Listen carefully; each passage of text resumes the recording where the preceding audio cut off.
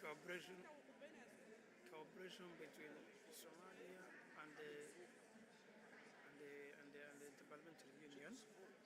Ladies and gentlemen, sida ogsoon tihiin adi maxaa laakiin inta badigana hadlay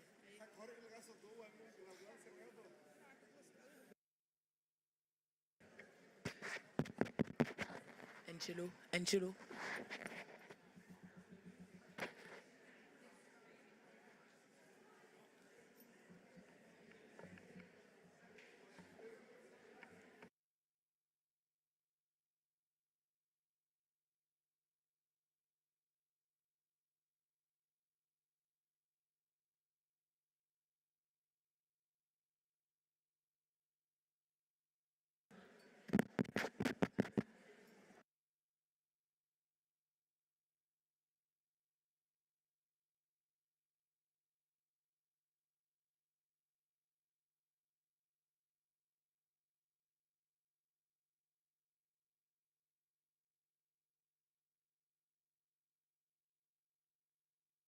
Recording in progress.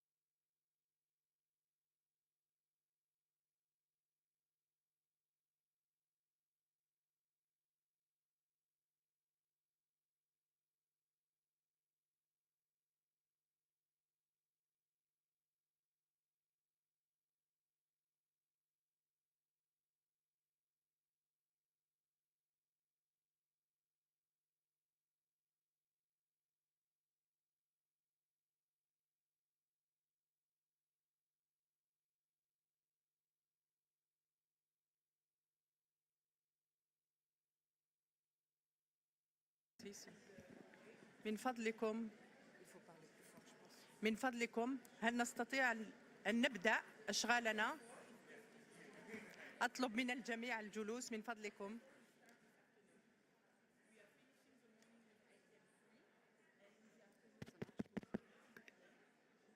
Je vais commencer. Il ne faut pas que je ici. Vous voulez que je le dise en anglais et en Oui. français? Oui. Je peux prendre mon micro. Bonjour à tous.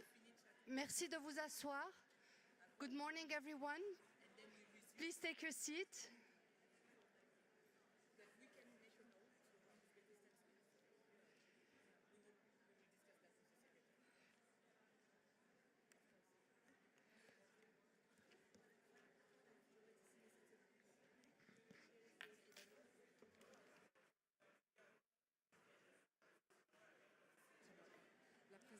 بعد بسم الله الرحمن الرحيم.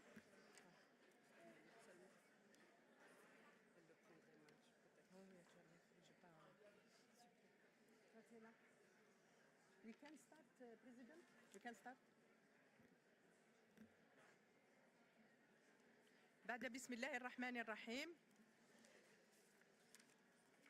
السلام عليكم ورحمة الله وبركاته. الزملاء الأعزاء، الزميلات العزيزات، يسعدني رؤيتكم جميعا هذا اليوم. معكم البروفيسور إليمي فريدة، وأنا عضو في المجلس الشعبي الوطني في الجزائر.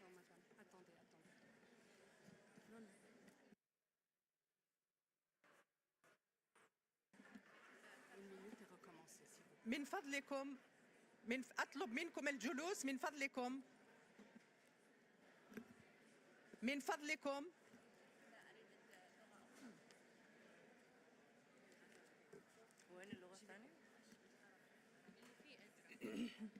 من فضلكم نطلب الجلوس لكي نبدأ أشغالنا اليوم. هو يوم طويل.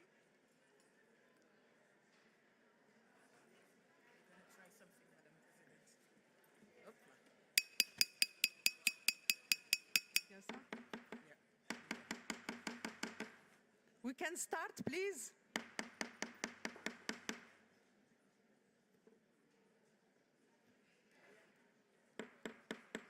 من فضلكم أطلب منكم الجلوس لنبدأ أشغالنا.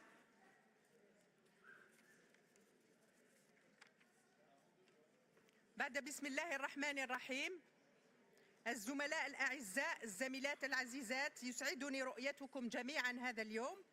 معكم الأستاذة فريدة إليمي، وأنا عضو بالمجلس الشعبي الوطني في الجزائر، وأيضا عضو قيادي في الحزب الأكبر في الجزائر، ومكلفة بقطاع المرأة. يسرني اليوم أن أترأس هذه الدورة من المنتدى بصفتي النائبة الأولى لرئيسة مكتب النساء البرلمانيات، زميلتنا السيدة سينتيا لوبيز كاسترو، والتي لم تتمكن للأسف من حضور هذه الدورة نظرا لأنها ترشحت في انتخابات مجلس الشيوخ الجارية في بلدها المكسيك، ونتمنى لها كل التوفيق والنجاح. مرحبا بكم جميعا رجال ونساء في هذه الدورة 37 لمنتدى النساء البرلمانيات. وأرحب ترحيبا حارا برئيسة الاتحاد البرلماني الدولي السيدة دكتور توليا أكسون، وبالأمين العام للاتحاد البرلماني ورئيس المبادرة الدولية للدفاع عن المساواة بين الجنسين السيد مارتا شونكونغ. مرحبا بكم.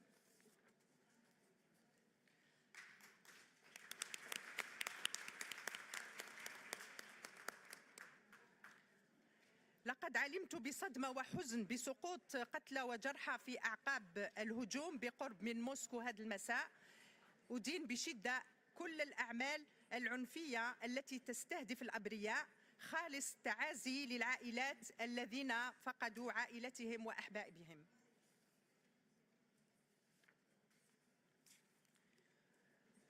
وإنه لمن دواعي سرورنا ووجودكما معنا اليوم السيدة الرئيسة والسيد الأمين العام. سيدتي الرئيسة، نجدد لك تهانينا على انتخابك، والكلمة لك لإلقاء كلمتك الترحيبية. تفضلي السيدة الرئيسة وأنت مشكورة.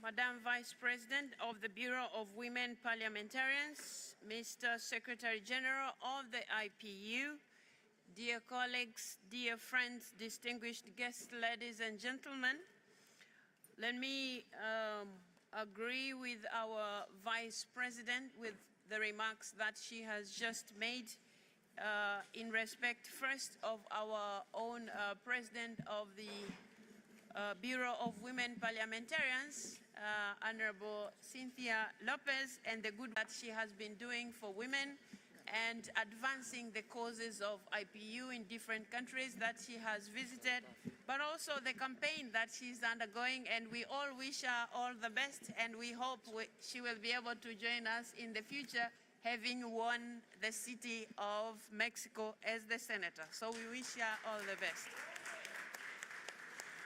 Okay, I would also like to take this opportunity, since I'm addressing you for the first time, I'd like to take this opportunity first to recognize the efforts that you all took, both men and women, to make sure this time we would have a female president. I'm the one speaking before you right now. So thank you so much for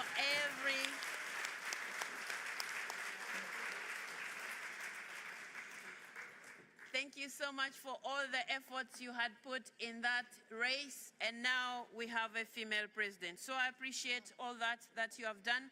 But also let me take this opportunity to congratulate all the women who won elections in the course of last year. And I believe we'll all be working together to make sure we advance women issues, but also inclusivity of other groups as well. That said, I would also like to register the fact that some parliaments did well and some parliaments didn't do so well. So we will be working hard to encourage those who did well to do better, but also those who didn't do well to also keep an eye on those as IPU to make sure we advance our strategy of inclusivity. And we need to see women there. We need to see women on the decision-making table. In our world facing multiple wars and crises, the gender perspective placed at the core of our inter-parliamentary deliberations by this commendable forum is simply vital for any effective and sustainable solutions. I look forward to your input from a gender perspective into the timely and crucial theme of this 148th Assembly on Peace, with so many ongoing conflicts and wars, with such a dangerous uninhibited war narrative that we hear way too often nowadays, with such an acceptable cost of war and conflict on women and girls and on the most vulnerable, your perspectives are more important than ever. Backlash against women's rights and empowerment, generations of girls and young women left out of education, gender-based and sexual violence, hunger, diseases, and so many civilian lives lost cannot be and continue being the cost of conflicts and wars. We need to break the cycle for the good of everyone. As our IPU Assembly focuses on pathways to peace through parliamentary diplomacy, we can count on this forum to remind all of us that sustainable peace can only be achieved through women's empowerment and gender equality. An essential pillar for achieving this is parity between men and women in decision-making in all sectors, starting in politics and in our parliaments. The recently published IPU report on women in parliament shows that progress is still very low. Today, only 26.9% of parliamentarians worldwide are women. This represents an increase of 0.4 percentage points in 1 year. We need to do much better than that, and we need to do that faster. Gender electoral quotas and their bold enforcement remain the way to go. Our parliamentary institutions must be gender sensitive and promote the influence and leadership of their women members.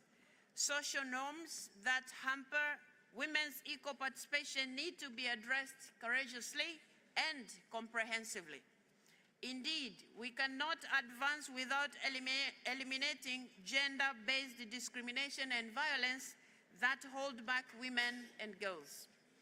All these measures must be backed up by substantial financial resources to ensure their effective implementation and to meet the needs of women and girls.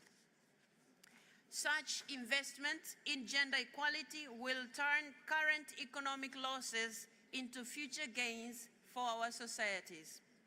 To convince you of this, I invite you and your respective delegations, including all male members of parliament, to take part in the parity debate on eliminating discrimination, transforming economic losses into gains that will be held on Tuesday, 26 March 2024 from 11:30 a.m. to 13 hours in the afternoon. Colleagues and friends, inclusive leadership drives stronger governance, better outcomes, and more peaceful and fair societies. This benefits us all. This is why our parliaments must also work to promote the inclusion and leadership of women everywhere, in economies, climate change, digital technologies, and the security sector. I am delighted that the debate you'll be having this morning on the draft resolution on autonomous weapons systems and artificial intelligence will focus on measures urgently needed to promote gender parity in the military and technological sectors. You will also be looking at what we can do as parliamentarians to promote measures to counter gender bias in artificial intelligence systems, particularly in military AI.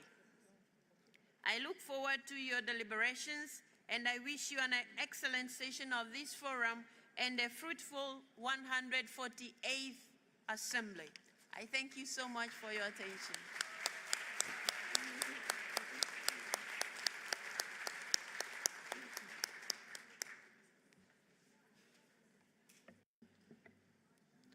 شكرا لك السيدة الرئيسة على هذه الملاحظات المشجعة. سيدتي الرئيسة، إن هذا المنتدى يعتمد على مشاركتكم القوية ودعمكم المستمر. شكرا مرة ثانية. والآن أحيل الكلمة إلى السيد الأمين العام مارتن شونكونغ. الكلمة لكم، تفضلوا وأنتم مشكورون.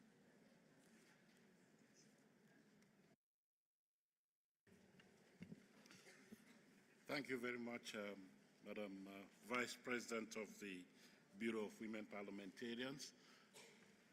IPU President, I recognize you. Good morning. Distinguished women parliamentarians gathered here, ladies and gentlemen. In fact, I don't usually come to this forum to speak. I come to listen to you and enjoy your wisdom, because I want to go back and be able to implement our common agenda of gender equality. But today, my colleagues have insisted that I should say a few words at this opening of your meeting. And that is because they want me to share some positive developments in our agenda for equality. I therefore agreed to do this, and also because generally I don't need to be convinced to speak when it comes to gender equality.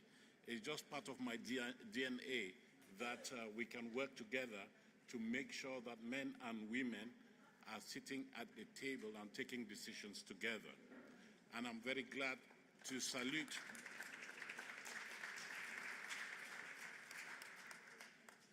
I am very glad to salute the accession of a distinguished lady to the presidency of the IPU in the person of Dr.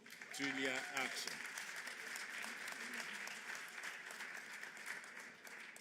As you can see, we are walking the talk. The IPU has at its helm a lady president and a male secretary general. So there's gender equality at the leadership of the organization. Thank you very much. As I said, I wanted to announce some positive developments. And first of all, I want to say that for the first time, we are implementing in an IPU Assembly a policy to prevent harassment, sexual harassment in particular. And you will remember that in Luanda, you adopted this forward-looking document so that your organization could be aligned with the practices of other similar organizations in the world. So today, we are pleased that we can actually begin implementing that policy because we want to make sure that our assemblies and other events are platforms where men and women can contribute freely with a spirit of respect and free from any harassment or violence of any sort. So I think that we are making headway when it comes to gender equality, not only in terms of representation, but actually in terms of the ability to contribute freely to the deliberations of the organization.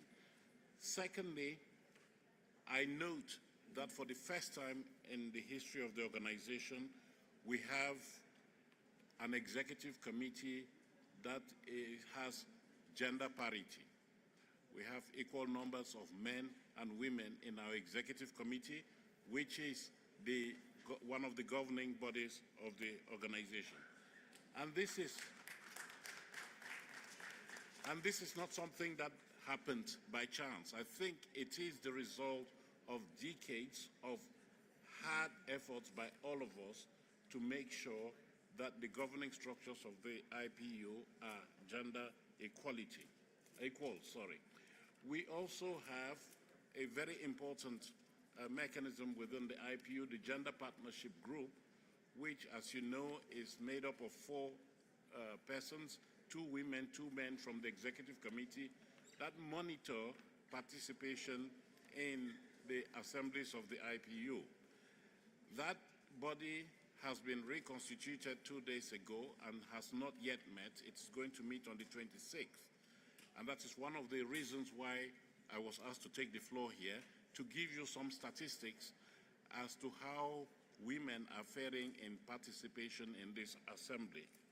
So, based on the registrations that we have recorded up until the 22nd of March, that is yesterday, we have an overall proportion of close to 36% of participants who are women.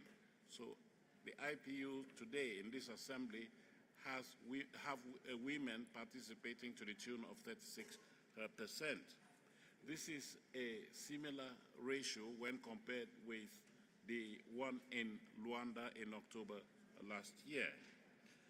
And I just want to remind you, and I think, Madam President, you did say that we have to keep working at this. I have to remind you that the record is 38%. So it seems that we are slowing down, which means that we have to redouble our efforts.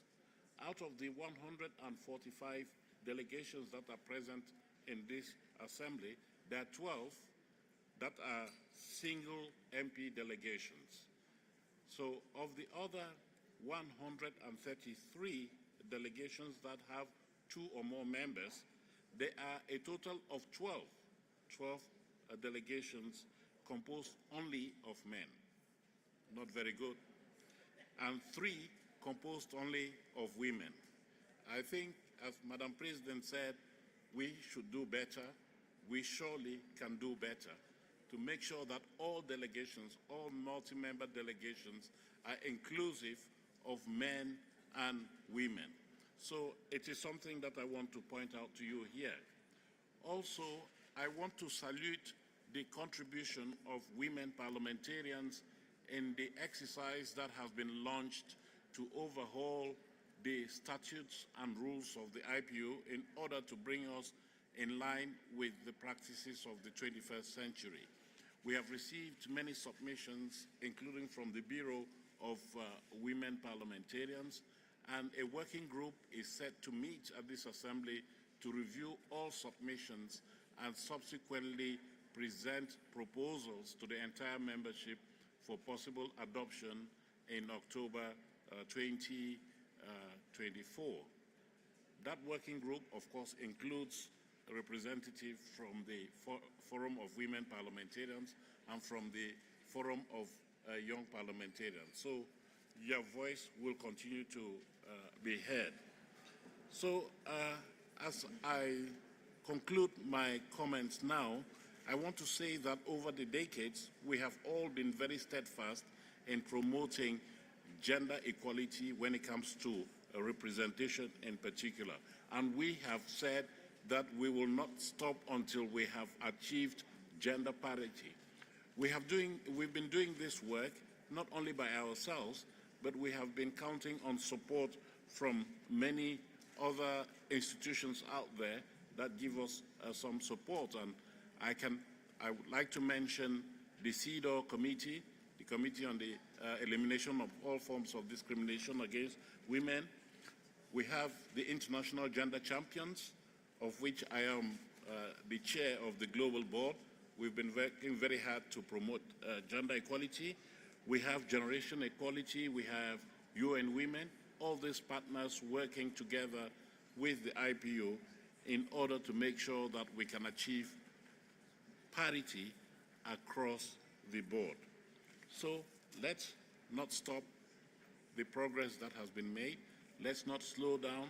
Let's not be complacent. We just have to be dogged in our efforts to promote what we think is justice. And that justice is that men and women in equal numbers should be sitting at the table to make decisions together. Thank you very much.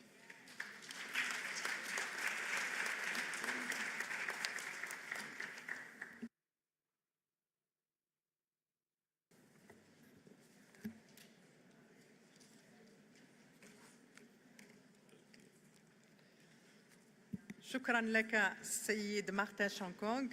إننا نقدر دعمكم المتميز للمساواة بين الجنسين ولعمل هذا المنتدى، ونحن نعلم جميعا أن جدول أعمالكم مكثف وحافل لنا، لذا يرجى عدم التردد في المغادرة في أي وقت تشاءون. شكرا مرة ثانية سيد مارتن. السيدة الرئيسة، أنت كذلك إذا أردت المغادرة فتفضلي. إذا أردت أن تكوني معنا مرحبا.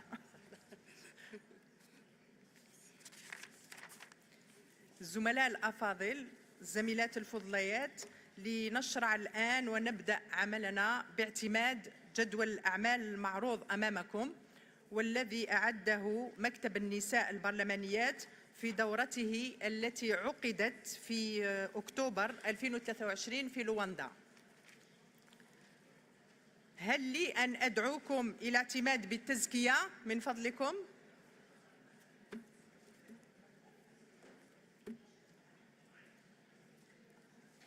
لا يوجد اعتراض. شكرا لكم الزملاء الزميلات العزيزات. لقد تم اعتماد جدول الأعمال. ستستمر جلستنا اليوم حتى الساعة 5:30 مساء، مع استراحة من الساعة 1 إلى الساعة 2:30 ظهرا. ولدينا العديد من المواضيع الهامة في جدول أعمالنا، وأنا متأكدة من أننا سنجري مناقشات مفيدة ومهمة. سنتطرق الآن إلى البند الثاني من جدول أعمالنا الذي يرتكز على النشاطات الأخيرة في مجال النهوض بالمساواة بين الجنسين. اسمحوا لي أن أبدأ بدعوة السيدة سيواني سيريفان شابو، هل هي هنا؟ عضوة في مكتب النساء البرلمانيات من تايلاندا، لكي تطلعكم بالعمل الذي قام به المكتب ومداولته في الدورتين اللتين تم عقدهما، الأولى في لواندا في 23 أكتوبر والثانية هنا في جنيف صباح اليوم. السيدة سيريفان شابو، تفضلي والكلمة لك. تفضلي. Madam President, dear colleagues, it's a great pleasure to brief you on the work that the Bureau of Women Parliamentarians carried out last October in Rwanda and earlier this morning here in Geneva. For an essential part, the Bureau prepared this 37th session of the forum. It's agreed that the forum will debate the draft resolution on addressing the social and humanitarian impact on autonomous weapon system and artificial intelligence from a gender perspective, with Ms. Nasib Ayub from Egypt as chairperson of the debate and Ms. Renault from Australia as rapporteur. I hope that you will welcome this proposal. The Bureau selected the topic of the panel discussion to take place this afternoon on Women Peace Builder, Advancing Sustainable Peace. With this theme, we wanted to highlight the importance of women's participation and leadership for sustainable peace building. We want to recognize and pay tribute to the women fighting for peace and for the alleviation of suffering of the victims of war and conflict all over the world. And we want to back up their efforts and initiatives. I am very pleased to announce to you that our special guest in this afternoon panel discussion will be the Special Representative of the UN Secretary General on Sexual Violence in Conflict, Ms. Pamela Patton. I invite you all to take part in this discussion and look forward to our deliberation on such an important and timely topic. Another important area we want to shed light on is the absolute necessity to continue removing any legal and cultural barrier to women's economic participation and empowerment. There are some worrying signs of reform fatigue, but we cannot let this happen. The cost of women's disempowerment is way too high for our economies.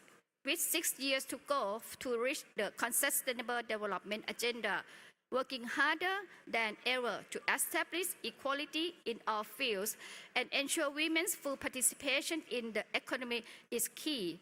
Let's discuss together and with our male colleagues how to do so in a parity debate on eliminating discrimination, transforming economic loss into gains, to take place during this assembly on Tuesday, 26 March from 11:30 a.m. to 1 p.m. Come along in large numbers with the male colleagues in your delegation so that together we can invest in women to improve our economics. Dear colleagues, finally, I would like to remind you that the IPU is currently conducting its third regional study on sexism and violence against women in Parliament, this time in the Asia-Pacific region. This study is conducted jointly with the ASEAN Inter-Parliamentary Assembly or IPA and Commonwealth Parliamentary Association or CIPA. As representative of the Bureau of this region, I am very proud that this study is being conducted, and I urge all the women MPs and women parliamentary staff from each of the 37 parliaments in the Asia-Pacific region to participate in this important study. Interviews are strictly confidential and can take place online or in person, including during this assembly. So please join and help making all parliament better place for all women. I thank you for your attention and participation and look forward to our debates today, which I'm sure will be extremely interesting. Thank you again.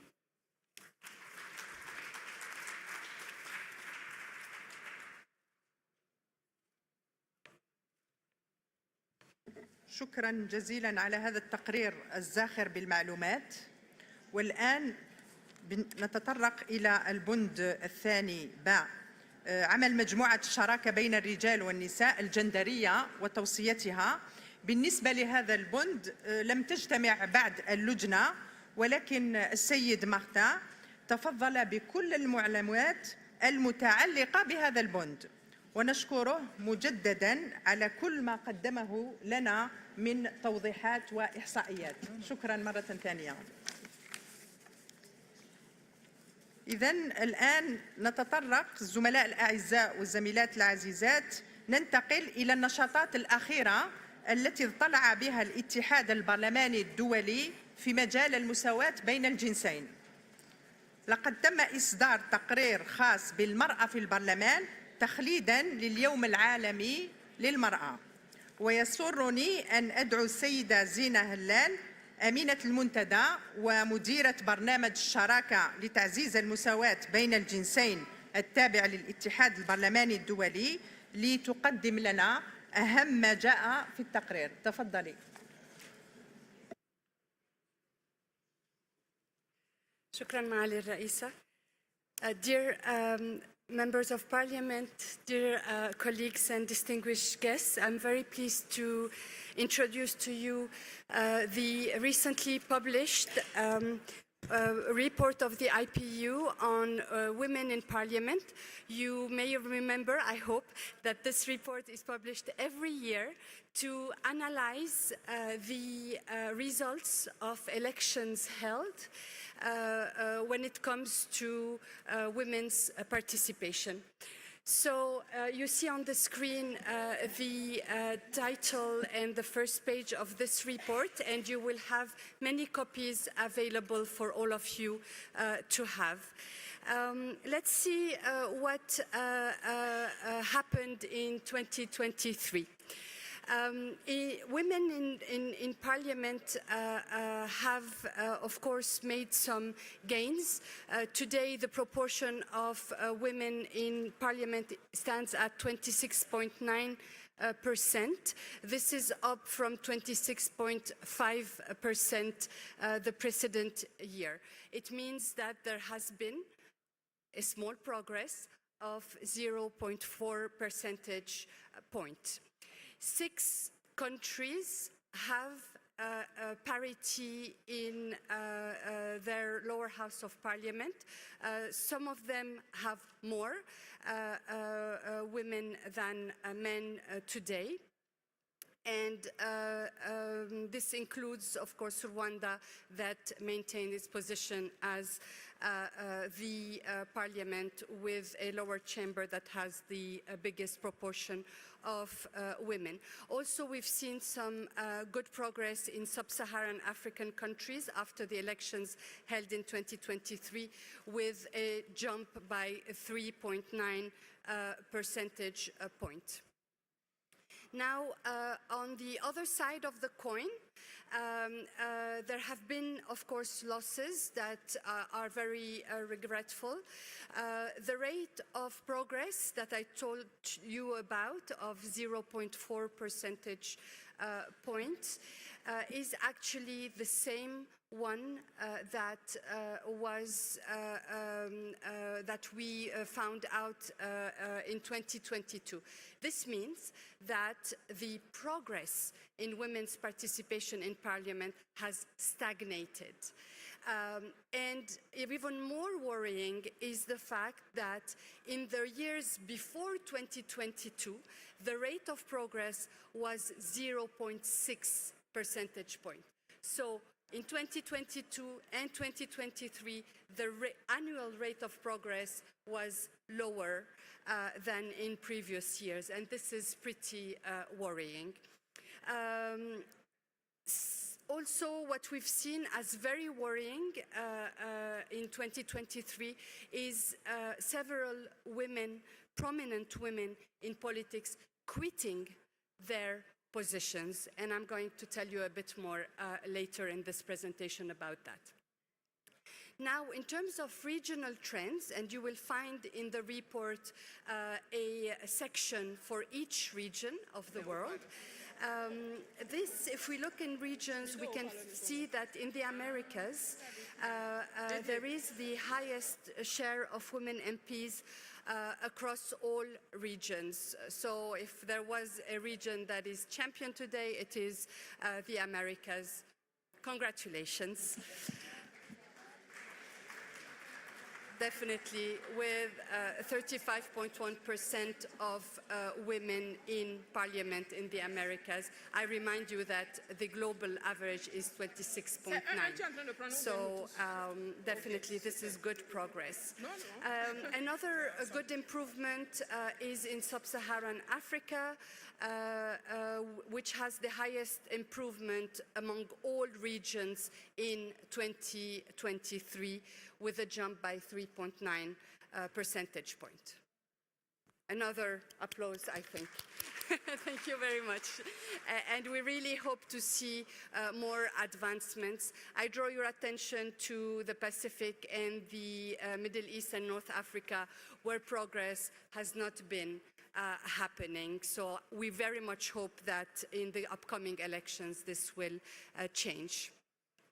If we look inside parliaments now in terms of leadership by women, there are today 23.8% of speakers of parliaments that are women, and I'm very pleased to recognize many of them here with us today. Thank you very much for being here. The different speakers present, Madam Speaker from Zambia, Madam Speaker from Indonesia, Madam Chairperson from Uzbekistan, and I'm sure I'm missing some, Madam Arjimon from Uruguay and many others. Thank you very much. You are inspiring leadership by women outside parliaments and inside parliaments. So this is a progress. We have 1.1 percentage point more women in leadership positions than in 2022. In some countries, the Bahamas, Belgium, Belize, Germany, and Mexico, there are a woman speaker in each chamber. So that's great. We've also included data in this report on women's chairpersons of parliamentary committees. And worldwide, 27.2% of all committees, parliamentary committees, are chaired by women. It's less than 30%, so there's much more to be done. In addition, of course, there are many more gender equality committees chaired by women than there are defense committees or finance committees chaired by women. As you can see, the proportions are pretty low. And this, of course, needs to change. In 2023, women speakers have been elected for the very first time ever in Cambodia and in Côte d'Ivoire. Now let's turn, yeah, it's great. And congratulations to these two countries for having a woman speaker for the first time. In terms of lessons learned, of course, our report this year proves again that quotas, gender electoral quotas, succeed in having more women. We have a data point on that, as we know that in elections held in 2023, countries that applied a quota elected 28.8% of women, when countries that did not have a quota in place elected 23.2%. So you can see this gap, which shows us that electoral quotas are important and they work. But to work, quotas must be clear, well-designed, and supported by strong enforcement mechanisms and measures to be really effective, or else it doesn't work. We've noticed as well that proportional representation and mixed systems of election enable better representation of women compared to first past the post. systems. Now, of course, in 2023, we've also kept our eye on acts of violence against women, in particular during elections. And you will see in the report that female candidates were particularly targeted with gender-based violence and disinformation in several parliamentary elections, including in Liberia, in New Zealand, in Poland, and also in Thailand. And many women MPs spoke up about their experience of harassment, including in Australia, in France, or in the United Kingdom as well. On the brighter front of things, when it comes to violence against women in politics, some parliaments are acknowledging the problem and stepping up their action against it, including some measures taken in Australia, in Benin, in Iceland, and also in Ireland in 2024. And we very much hope that each and every parliament will take very strong measures to stop any form of violence against women in parliament. And we are here to support you in this endeavor. My last point is going to look at this phenomenon that was very strong in 2023 of women quitting politics. It's very, of course, worrying. We here at the IPU, you all promote women's participation. If it is to get women into positions where then they are harassed, they suffer burnout and suffer acts of violence against women, then maybe this is not the objective that we are all pursuing. Knowing this, the Bureau of Women Parliamentarians has invited the Forum of Women Parliamentarians at its last session in Luanda to have a discussion specifically on women quitting politics. The title of the discussion was Women in Politics, to Stay or Not to Stay. And this debate, thank you all, has provided guidance on what to do, what are the solutions to keep women in politics. One of such recommendations was the importance of having peer-to-peer support to build resilience, to pass on resilience, the need to build more solidarity among women across party lines and borders.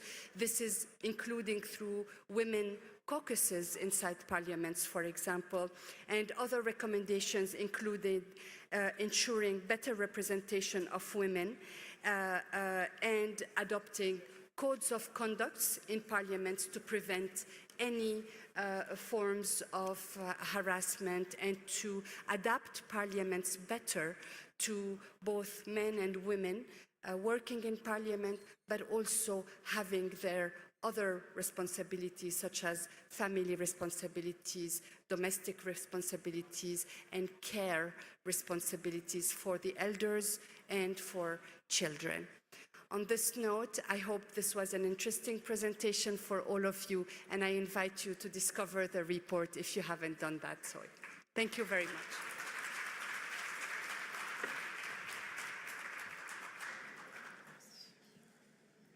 شكرا السيدة زينة على هذه المداخلة وعلى كل المجهودات المبذولة لإنجاح اجتماعاتنا واستمرارية تجسيد البرنامج من خلال المحاضرات عن بعد. شكرا مرة ثانية. لقد قدم هذا التقرير تحليلا مستفيضا لمشاركة المرأة في البرلمان ويشكل فعلا أداة قوية لتعزيز التقدم. لذا أدعوكم الزملاء والزميلات وأنا معكم إلى استخدامه ونشره في برلماناتنا. ويسرني أن أواصل اطلاعكم على النشاطات الأخيرة الرامية إلى تعزيز المساواة بين الجنسين، وعليه أدعو السيدة فيرونيك غيوتون عضوة في مكتب النساء البرلمانيات من فرنسا لتقديم تقرير عن الاجتماع البرلماني وغيره من الفعاليات التي نظمت خلال الدورة 68 للجنة وضع المرأة في نيويورك. Chers collègues, j'ai le plaisir de vous faire part des travaux de la réunion parlementaire organisée par l'UIP et ONU Femmes à l'occasion de la 68e session de la Commission de la condition de la femme. Le français étant l'une de nos deux langues officielles, vous me permettrez de m'exprimer en français. La réunion s'est donc tenue le 12 mars dernier au siège des Nations Unies à New York. Elle a réuni 113 parlementaires de 38 pays ainsi que d'autres parties prenantes. Le principe même de la CSW, c'est d'avoir à la fois des États, des gouvernements et des gens de la société civile impliqués. La réunion en marche que nous avons faite au sein de l'UIP et de ONU Femmes a porté sur le rôle des parlements sensibles au genre dans l'éradication de la pauvreté qui affecte en premier lieu les femmes. La réunion a démarré par des mots d'ouverture de la part de Madame la Présidente qui était avec nous, Madame Tulia Axon, et de Madame Sarah Hendricks qui est directrice de la division des programmes, des politiques et des affaires intergouvernementales pour ONU Femmes. J'ai eu pour ma part le plaisir de présider la réunion. Nous avons entendu à quel point nos parlements peuvent et doivent être porteurs de changements et de politiques novatrices pour répondre aux besoins des femmes et des filles qui vivent dans la pauvreté. Je voudrais vous témoigner 4 axes que nous avons retenus. Le premier, nous devons entreprendre des réformes législatives afin d'éliminer les dispositions discriminatoires, mais aussi d'analyser des lois dans une perspective de genre et en assurer la mise en œuvre. Chère Zaina, vous indiquiez votre appétence pour les quotas. C'est peut-être l'exemple type de loi qu'il nous faut prendre pour éradiquer les discriminations. Deuxièmement, il est impératif que nous mettions en œuvre des budgets intégrant l'égalité. Quelquefois, on l'appelle budget genré, budgétisation. En tout cas, donner un cadre dans nos politiques budgétaires qui puisse cadrer l'économie, la dimension fiscale et sociale pour que ce soit favorable aux femmes. Troisièmement, nous devons promouvoir des parlements qui soient sensibles au genre afin que nos institutions soient à même de mener des importantes réformes. Cela commence par une participation égale des femmes dans la prise de décision. Nous avons besoin de lois sur la parité et nous devons mettre en place des quotas dans les parlements pour avancer sur cet objectif. Enfin, des parlements sensibles au genre, c'est aussi des parlements qui intègrent dans leurs travaux les associations de terrain, les groupes de femmes et de filles de la société civile dans toute leur diversité pour lutter efficacement contre la pauvreté. Chers collègues, l'UIP a organisé en parallèle de ces débats 2 autres événements à l'ONU. Le premier a porté sur l'importance de la parité dans la prise de décision pour promouvoir la paix et la sécurité. Cet événement était co-organisé avec le comité CEDEF et le Haut Commissariat des Nations Unies aux droits de l'homme, la coalition d'action sur les mouvements et le leadership féministe du Forum Égalité et les champions internationaux de l'égalité, la campagne GEQUAL et plusieurs États. Cette rencontre a permis à des expertes, des parlementaires, mais aussi des représentants de gouvernements et de la société civile de partager leur expérience en faveur de la parité et d'une approche féministe de la prise de décision. Les données de l'UIP présentées à cette occasion ainsi que notre travail sur la parité ont été particulièrement salués. Le deuxième événement que nous avons organisé, ça a été l'occasion de présenter une nouvelle initiative soutenue par l'Union européenne dans le domaine du leadership des femmes. Et dans le cadre de cette initiative, l'UIP travaillera étroitement avec ONU Femmes, IDEA international et Cité et gouvernements locaux unis pour promouvoir un changement de normes sociales profond pour atteindre la parité réelle. Là encore, les organisations partenaires ont pu échanger avec un parterre de représentants de la société civile sur des stratégies efficaces pour atteindre la parité en politique, en engageant en particulier les jeunes femmes. Chers collègues, j'ai été particulièrement heureuse de prendre part aux délibérations et échanges qui ont lieu à New York et de voir l'impact concret du travail de notre organisation au sein des instances onusiennes consacrées à l'égalité entre les femmes et les hommes. Et pour terminer, je me permettrai un commentaire plus personnel dans ma participation à cette CSW, vous dire qu'en parallèle de l'organisation de ces conférences en faveur des droits des femmes, il y a dans le monde une organisation des mouvements anti-choix, anti-droits, qui font reculer les droits des femmes dans le monde et qui sont financés. Et il me semble que nos travaux parlementaires peut être une invitation pour l'UIP à travailler sur la nature de ces financements, parce qu'il y a aujourd'hui des organisations une organisation pour faire reculer les droits des femmes, et nous devons nous battre contre ces mouvements, bien évidemment. Je vous remercie, Madame la Présidente.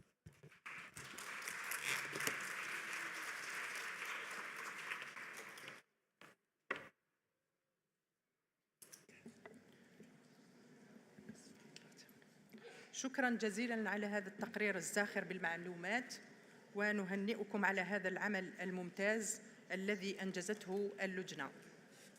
أود أن أحيطكم الآن علما بمؤتمر إقليمي نظمته لجنة الأمم المتحدة الاقتصادية والاجتماعية لغرب آسيا إسكوا عبر تقنية التحاضر عن بعد، والذي سعدت بالمشاركة في إدارته إلى جانب زميلتنا السيدة عيدة نصيف أيوب النائبة الثانية لرئيسة مكتب النساء البرلمانيات من مصر. سأتلو على مسامعكم تقرير هذا الاجتماع.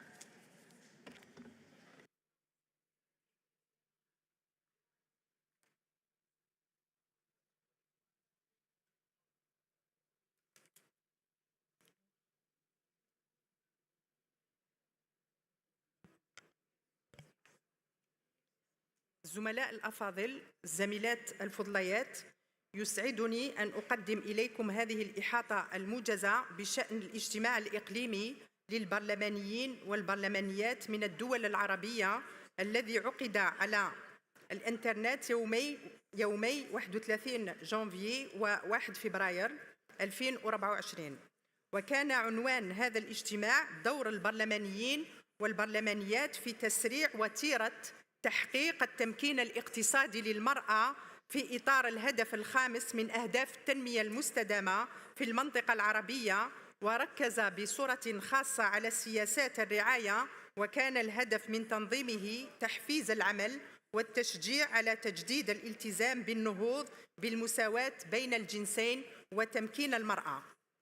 وقد نظم هذا الاجتماع بشراكة مع لجنة الأمم المتحدة الاقتصادية والاجتماعية لغرب آسيا بالتعاون مع هيئة الأمم المتحدة للمرأة ومنظمة العمل الدولية. وافتتحت الاجتماع السيدة سينتيا لوبيز كاسترو رئيسة مكتب النساء البرلمانيات التابع للاتحاد البرلماني الدولي إلى جانب ممثلي المنظمات الشريكة التي شاركت في تنظيمه. وكان للشرف تولي رئاسة الاجتماع في اليوم الأول، بينما ترأست زميلتنا عيدة نصيف أيوب النائبة الثانية لرئيسة مكتب النساء البرلمانيات اليوم الثاني. وقد ضم الاجتماع الإلكتروني مع مجموعة 35 برلمانيا 29 امرأة و6 رجال من 18 دولة عربية و55 مراقبا. وتمحورت المناقشات حول السبل التي تؤدي بها المساواة في مسؤوليات الرعاية إلى التمكين الاقتصادي للمرأة. وأخيراً زميلاتي، أود أن أشكر كل من شارك وتفاعل معنا طوال هذين اليومين المثمرين. وإن الاتحاد البرلماني الدولي واللجنة الاقتصادية والاجتماعية لغرب آسيا ومنظمة العمل الدولية وهيئة الأمم المتحدة للمرأة على استعداد لدعمكم في مساعيهم الهامة من أجل تمكين المرأة وتحقيق المساواة الحقيقية في مجال الرعاية. وبصفتنا برلمانيين وبرلمانيات يجب أن نقف صفاً واحداً في عزمنا على التغلب على التحديات واغتنام الفرص وبناء عالم يكون أكثر شمولاً وإنصاف للجميع. وشكراً.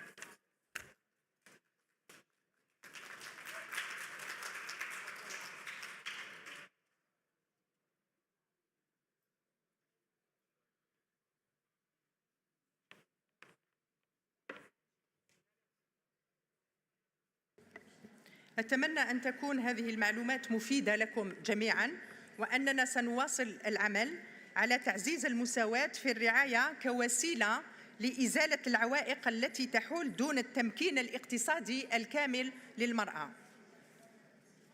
وأطلب الآن من السيدة عيدة نصيف أيوب النائبة الثانية لرئيسة مكتب النساء البرلمانيات اطلاعنا على الندوة للبرلمانات الإفريقية والتي كانت عبر تقنية التحاضر عن البعد بشأن مكافحة العنف ضد المرأة في البرلمانات والوقاية منه. لك الكلمة سيدة.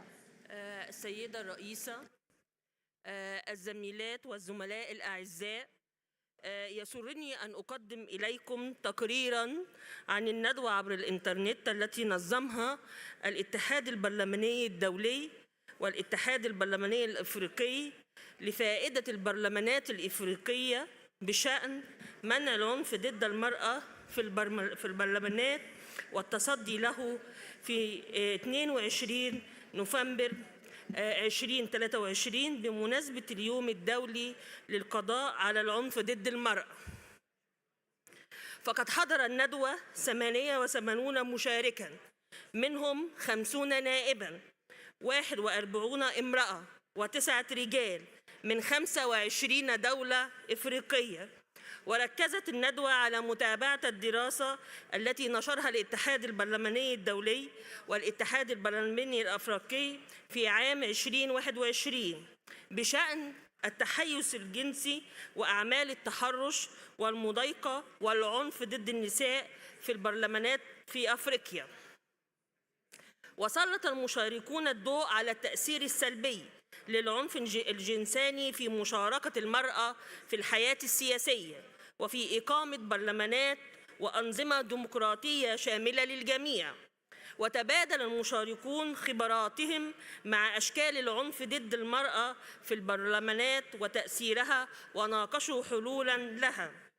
وإنه أيضاً من دواعي سروري وفخر الشديد أن أبلغكم أن 12 برلماناً إفريقياً و4 هيئات برلمانية دولية قدمت تقارير عن التدابير والإجراءات التي اتخذها البرلمانات لمنع العنف الجنساني في مؤسساتها والتصدي له منذ نشر الدراسة الإقليمية المشتركة للاتحاد البرلماني الدولي والاتحاد البرلماني الإفريقي.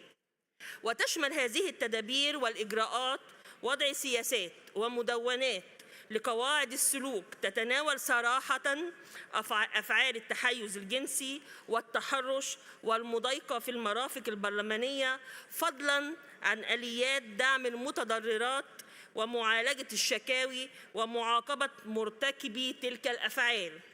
وأبرزت المناقشات دور ائتلافات البرلمانات والموظفين البرلمانيين بوصفها منابر لتبادل التجارب والخبرات وتقديم الدعم وتحقيق التضامن في البحث عن حلول للقضاء على العنف ضد المرأة في الحياة السياسية.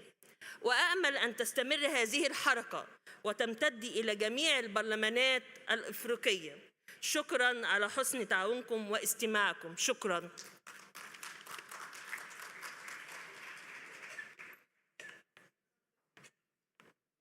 شكراً جزيلاً السيدة نصيف على هذا العرض. يسرني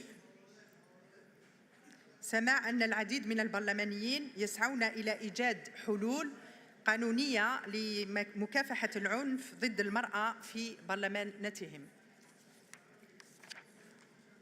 الزملاء والزميلات، بانتقالنا إلى البند الثالث من جدول أعمالنا سنتطرق الآن إلى مساهمة المنتدى في أعمال هذه الجمعية بهدف تقديم مداخلات من المنظور الجنساني، وهذا هو الدور الرئيسي للمنتدى، ولذا يرجى الاستماع لهذه المداخلات المهمة.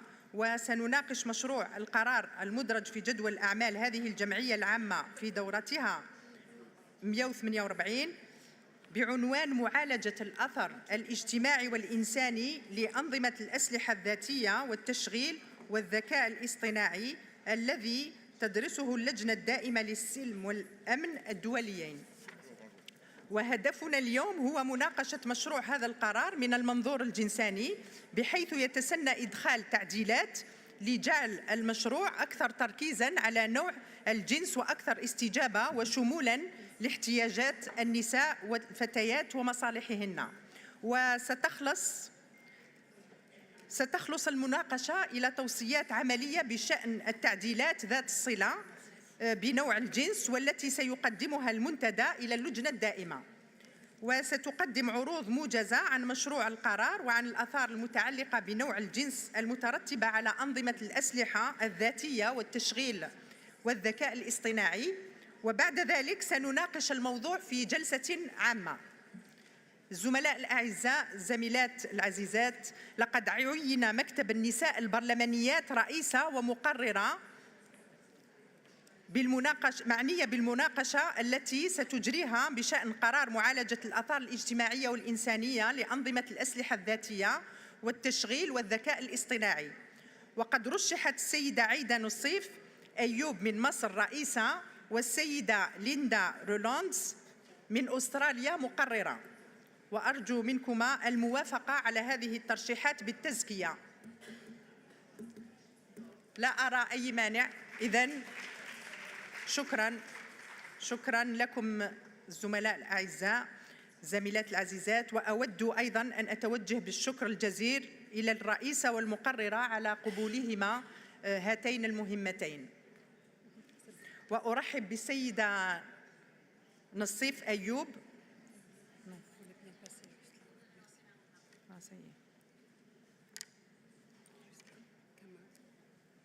كما يسعدني أن أرحب بكل من السيدة كريكسل بالنيابة عن السيدة ستولبيتزير من الأرجنتين، والسيد كريستوف لاكروا من بلجيكا، اللذين تكرما بقبول دعواتنا لتقديم مداخلة بشأن معالجة الأثر الاجتماعي والإنساني لأنظمة الأسلحة الذاتية والتشغيل والذكاء الاصطناعي. ويسرني كذلك أن أرحب بالسيدة شيمونا موهان، وهي باحثة مساعدة في شؤون نوع الجنس ونزع السلاح والأمن والتكنولوجيا في معهد الأمم المتحدة لبحوث نزع السلاح، التي ستقدم لنا معلومات عن التحيز والتمييز القائمين على أساس نوع الجنس في نظام الذكاء الاصطناعي. السيدة كريكسل والسيد لاكروا، لكم الكلمة. السيدة كريكسل، أحيل لك الكلمة. Buenos días a todos los presentes. Muchas gracias por este espacio. Simplemente decirles que estoy en representación de la diputada Margarita Stolbizer, diputada del Congreso argentino. La diputada junto al legislador Lacroix, durante la Asamblea 146 que tuvo lugar en Bahrein, presentaron en la Comisión de Paz y Seguridad un tema de crucial importancia para lo que es la paz mundial y tiene que ver con el sistema de armas autónomas letales. Este tema compitió, para decirlo de alguna manera, con otro tema presentado por otra delegación de niños militarizados y finalmente, bueno, fue elegido el tema del sistema de armas autónomas letales. Entendemos que la tecnología y la inteligencia artificial deben ser aplicadas para beneficio de la humanidad, para la paz mundial, y nos preocupa enormemente que pueda tener usos perversos que pongan en riesgo la paz mundial y la integridad de las personas. Así que mañana estaremos tratando la resolución para corregir aquellas cuestiones o las enmiendas que han propuesto las diferentes delegaciones. Están todos invitados a participar y le doy la palabra al legislador Lacroix, que es quien, junto a Margarita, han hecho un enorme trabajo durante este año, juntando antecedentes, reuniéndose con especialistas, asistiendo a foros para tener la mejor resolución posible que nos permita un marco para luego legislar en nuestros países, asimismo un marco regulatorio para prevenir al mundo del horror que pueden causar estos sistemas de armas letales autónomas. Así que, sin más, Monsieur Lacroix tiene la palabra. Pour ma part, mesdames, messieurs, je vais m'exprimer en français. C'est un honneur pour moi de venir devant vous et devant le forum des femmes parlementaires parce que dans le système des armes létales autonomes ou dans l'automatisation des armes grâce ou à cause de l'intelligence artificielle, d'une part, on prend conscience que l'intelligence artificielle pourrait et peut déjà, dans certains cas, cibler, sélectionner des cibles humaines et sans plus aucune intervention d'aucune femme ou d'aucun homme, décider d'abattre la cible. Ça veut dire qu'aujourd'hui, l'intelligence artificielle peut conduire à un monde où une machine basée sur un algorithme décidera de la vie d'un être humain. Or, nous savons toutes et tous, et toutes les études scientifiques l'ont démontré, que les algorithmes sont souvent ce qu'on appelle des boîtes noires, peu explicables pour des parlementaires, peu explicables pour des citoyens, réservés à un domaine soit très scientifique ou soit très militarisé, et que ces algorithmes, en fait, quand on arrive à les expliquer, on se rend compte qu'ils sont biaisés et qu'ils sont en fait la création d'hommes et de femmes qui répètent les mêmes erreurs de discrimination qu'ils commettent dans la vie. Et on s'est aperçu notamment de cela en termes de reconnaissance faciale. Et il est vrai qu'à partir du moment où un système d'armes létales autonomes sélectionne une cible en tant qu'homme vraisemblablement armé, il y a là une discrimination sur le genre, mais qui peut être faite sur la base du caractère d'homme. Et donc, je vous rends attentif à ça en tant que femme, parce que vous aussi, mais d'un autre côté, vous pouvez être victime d'un ciblage par le système d'armes létales autonomes. Parce que ces systèmes létals d'armes autonomes ne seront pas que des systèmes d'armes létales, mais pourraient être des systèmes qui provoquent des violences sexistes, des violences basées sur le genre, et que des femmes pourraient être donc ciblées par ces systèmes d'armes. Et notamment, on peut imaginer, dans le pire des mondes qui soit, des armes pilotées par l'intelligence artificielle pour perpétrer des viols de populations entières et en particulier de femmes ou de jeunes filles. Et donc c'est la raison pour laquelle, dans la résolution que nous soumettrons à la commission qui est concernée par ce sujet, il existe une dimension de genre sur laquelle nous voulons absolument insister. Mais nous avons quelques amendements déposés par certains pays qui veulent supprimer cette potentielle discrimination sur le genre. Et le rôle de Mme Krechel et de moi-même seront de porter dans cette commission et dans ce projet de résolution l'égalité de traitement due aux femmes et de bien préserver la dimension genrée de la résolution, car il y a véritablement des dangers potentiels qui existent et qui pourraient exister à l'encontre des femmes ou des filles dans le cadre de l'utilisation de ces armes pilotées par l'intelligence artificielle. Je rappelle, Madame la Présidente, et puis j'en terminerai là, pour ne pas être trop long, c'est qu'effectivement, d'une part, l'intelligence artificielle, dans un cadre militaire, est surtout caractérisée par une forme de système que je qualifierais, moi, de patriarcal, essentiellement, et donc déjà avec des discriminations de genre dès le départ. Mais également, il faut bien se dire que l'intelligence artificielle, ça peut être un système tout à fait efficace dans le cadre de guerre, mais ça peut être un système, en tout cas, et c'est un système qui manque d'empathie, qui manque de compassion, de conscience et d'émotion. Et donc, il est urgent que nous puissions, en tout cas, interpeller les différents parlements du monde entier pour les inviter à adopter des décisions en la matière et, à minima, réguler le système létal d'armes autonomes. Je vous remercie beaucoup pour votre attention et j'aurai une pensée pour Margarita Stolbizer qui a fait à mes côtés un travail extraordinaire.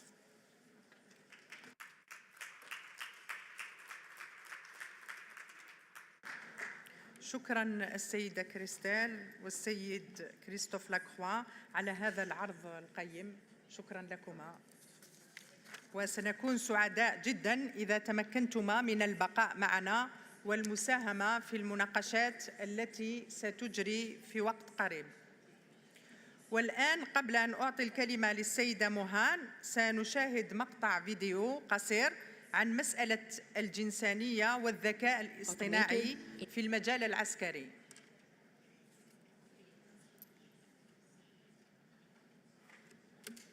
Intelligent, trained, constrained, biased. Artificial intelligence is the result of human and machine interaction. Humans are not neutral. Machines are not neutral. Thus, AI is not neutral. AI depends on the human capacity to generate algorithms, introduce data, evaluate systems, and other actions that can reinforce gender norms and bias. The limitations of modeling particular people as universal can be seen in applications of AI as diverse as voice recognition, image detection, and machine translation. All of these applications currently recognize men at higher rates than women. But gender bias does not refer only to bias against women. The existing norms of war mean that algorithmic models might be less likely to identify civilian men as non-combatants, raising concerns about bias against men as well. UNIDIR's new report, Does Military AI Have Gender?, uncovers the impact that gender norms have on the development and deployment of AI for military purposes. The report addresses gender bias in data collection, algorithms, and computer processing.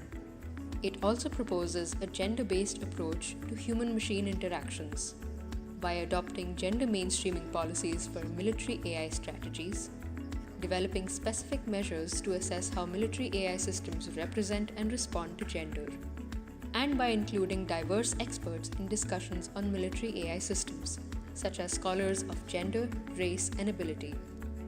Learn more and download our report here. Automated, intelligent, trained, constrained, biased. Artificial intelligence is the result of human and machine interaction. Humans are not neutral. Machines are not neutral. Thus, AI is not neutral. AI depends on the human capacity to generate algorithms, introduce data, evaluate systems, and other actions that can reinforce gender norms and bias. The limitations of modeling particular people as universal can be seen in applications of AI as diverse as voice recognition, image detection, and machine translation. All of these applications currently recognize men at higher rates than women. But gender bias does not refer only to bias against women. The existing norm data collection, algorithms, and computer processing.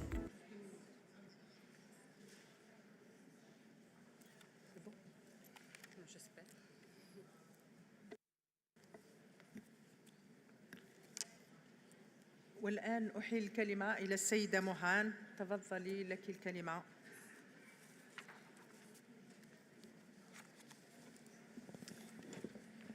Thank you very much. Good morning, ladies and gentlemen, and thank you to the Inter-Parliamentary Union for having me. My name is Shimona Mohan. I'm an associate researcher at the United Nations Institute for Disarmament Research, and also voiced the video that you just saw from UNIDIR. Allow me to start with a very short background around the gender, military, and technology nexus so that it can put in context my remarks going forward. So across militaries, there is a rampant idea of militarized masculinities. That is the idea that real men are real soldiers and anybody else is not.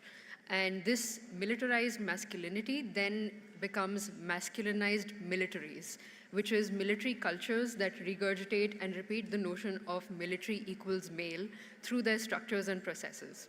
Apart from this, we also know now that while AI may appear to be so, it is not neutral and can internalize and then catastrophically enhance gender biases across societies and program them into AI systems or ignore them in outputs. So adding to this is also the overarching issue of the specific and marked dearth of women in STEM, which is science, tech, engineering, and mathematics, and ICTs as well, which makes it difficult to mainstream gender-specific issues across tech. When we speak about numbers, only about 8% of software professionals are women. Only about 0.3 to 20% of women form militaries around the world. And only about 1/5 of the diplomats in small and specialized disarmament forums around lethal autonomous weapons are women, according to Unity research. And these high-stakes technologies are thus fundamentally conceived, developed, deployed, and also governed in a gender vacuum.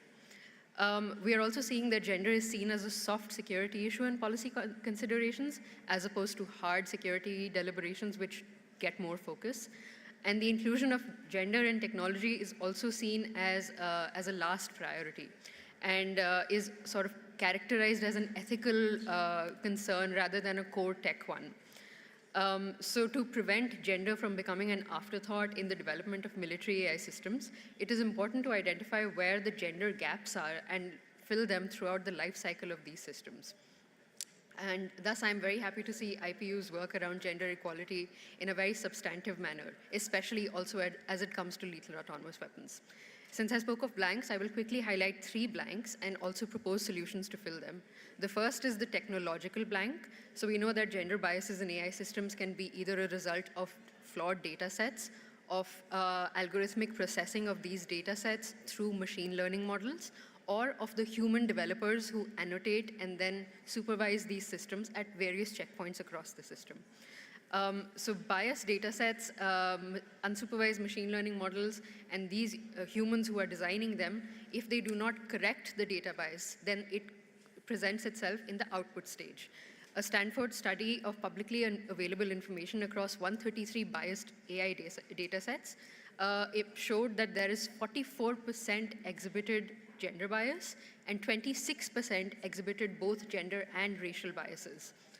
And then another research by the MIT Media Lab called Gender Shades also shows that across most softwares that indulge in facial recognition systems based on AI systems, 99% recognize white male faces, but only 67% recognize darker female faces. So the harmful effects of these are very visible. From the civilian example, we've seen Apple's sexist credit card algorithm that was revealed to have provided significantly higher credit ratings to men as compared to their female counterparts, with no other plausible differentiating factor apart from gender. Since technologies like AI are dual use and dual purpose in the way that they're designed and employed, this kind of system, when employed on a battlefield, can also result in very, very harmful side effects, such as target profiling on the basis of gender and misidentifying civilian women as non-human objects to engage with them in conflict settings. Thus, we need to ensure that we're investing in gender disaggregated data sets through several pipelines across the public information system with a focus on public offices like national statistics offices. And this should then be followed by employing explainable and responsible AI systems and also getting the human developers and designers of these systems to gender sensitization trainings. Apart from the technological hurdle, there's also a legal hurdle. There are noticeable gaps in weapons review processes across the world. Most of these are conducted under the Article 36 of the first additional protocol of the Geneva Conventions, which does not specifically mention gender. However, since these weapon review processes are largely dependent on how the states perceive them and then pursue them, there is a lot of potential for these states to also employ gender-sensitive weapons review processes within their national functioning. On a third point, on normative and policy options, the main forum where lethal autonomous weapon systems have been discussed has been the group of governmental experts on lethal autonomous weapon systems under the Convention on Certain Conventional Weapons, or the GGE laws for short. This conversation has been convened since 2017 and has continuously mentioned social biases and gender biases within its functioning. However, apart from this particular normative instrument, we also have the instrument of an overarching feminist foreign policy, which a lot of countries have now also adopted. And this foreign policy can then also play into sensitizing and prioritizing gender issues across the board, also in lethal autonomous weapon systems. And apart from this, on a last point, there is also national action plans under the Women, Peace and Security agendas of the UN Security Council 1325, which can also then include lethal autonomous weapon systems and gender processes within national policy measures. In conclusion, it is also crucial to ensure that cross-cutting measures like interdisciplinary evaluations of these systems and also employing diverse teams is important. I wish the IPU much luck and success on this endeavor within their ambits. Thank you.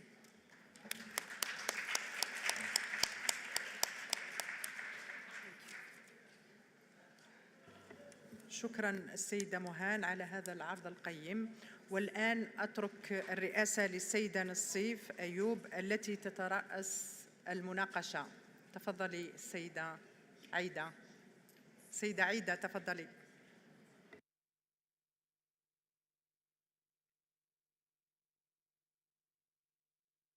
السيدة ليندا رينولدز المقررة. شكرا.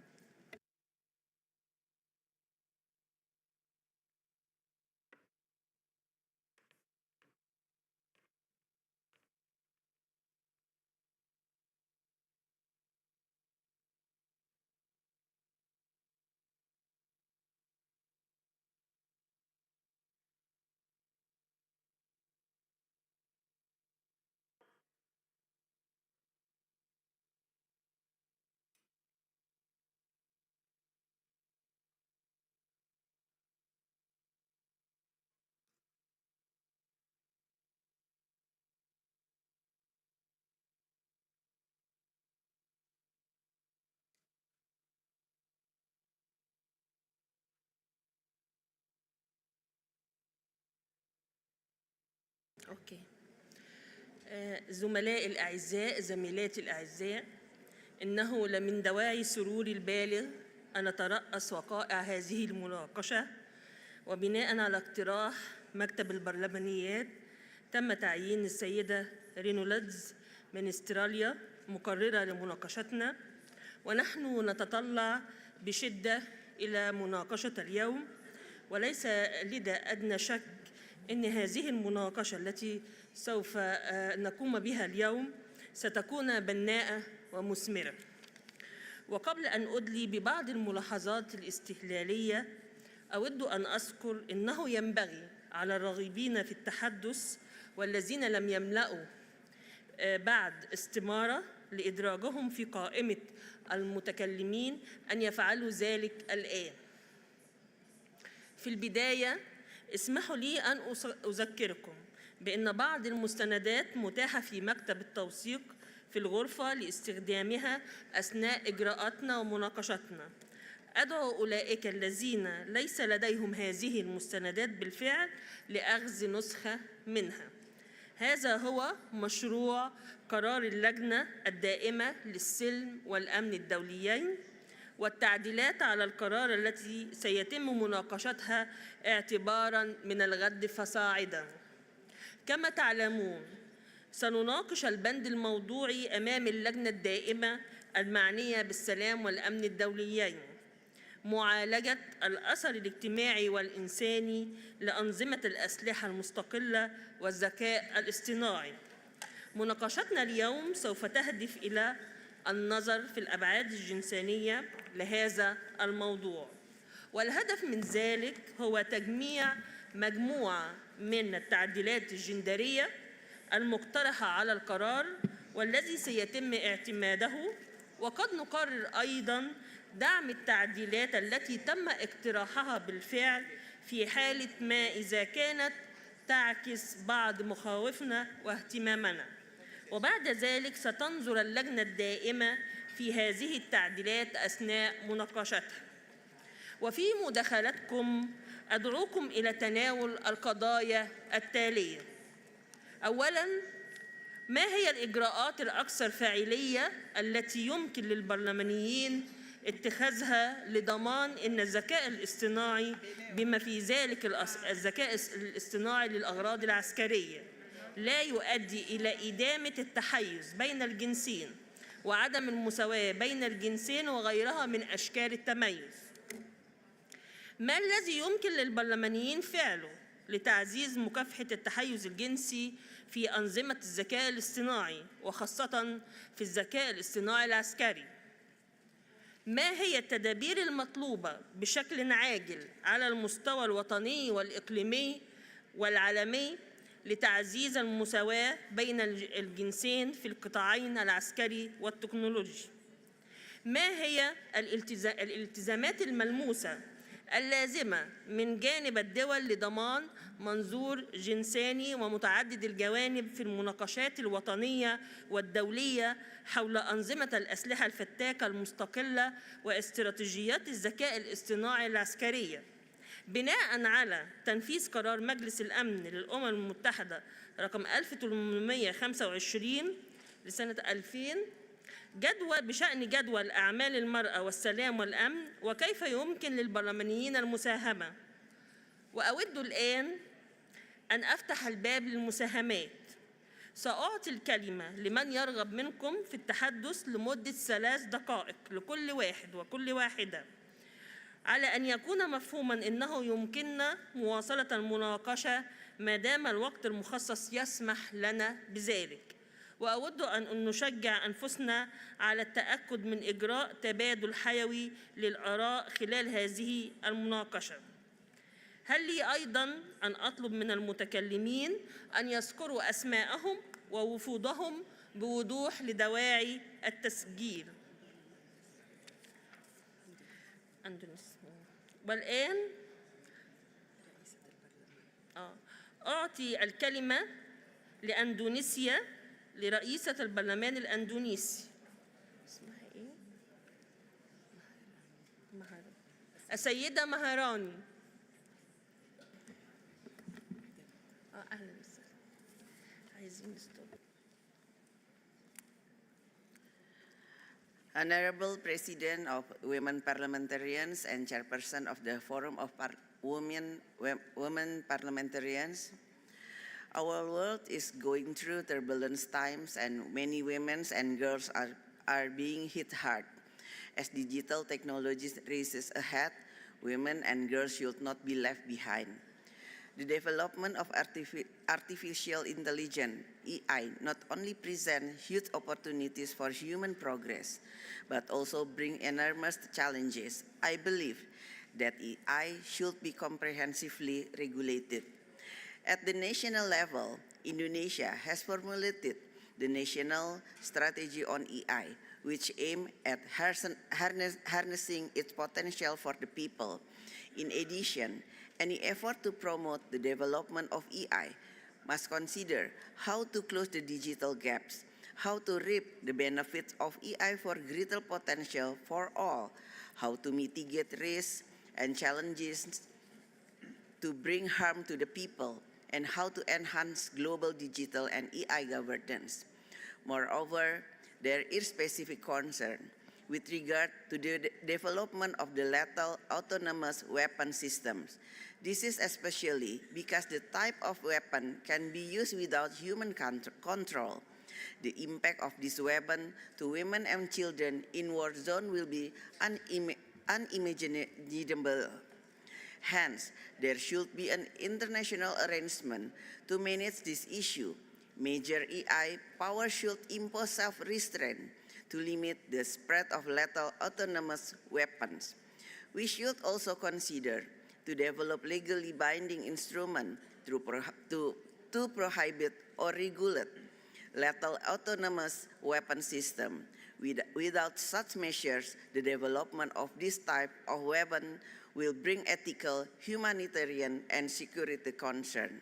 Furthermore, another concern is the possibility non-state actors to deploy homemade autonomous weapons by changing civilian devices into military purpose.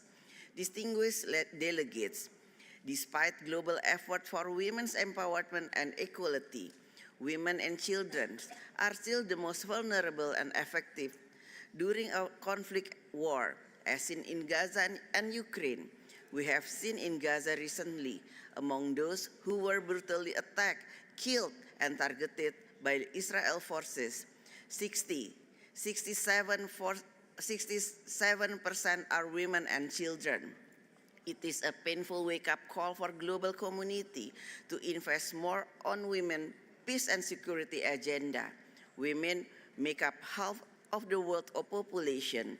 Therefore, women are integral part of the solution and effective agent of peace. To address this issue, we, as women leaders, must take concrete action. We must encourage women's leadership in the peace process. Likewise, we also must ensure that women are actively involved in the development of AI and its related technology.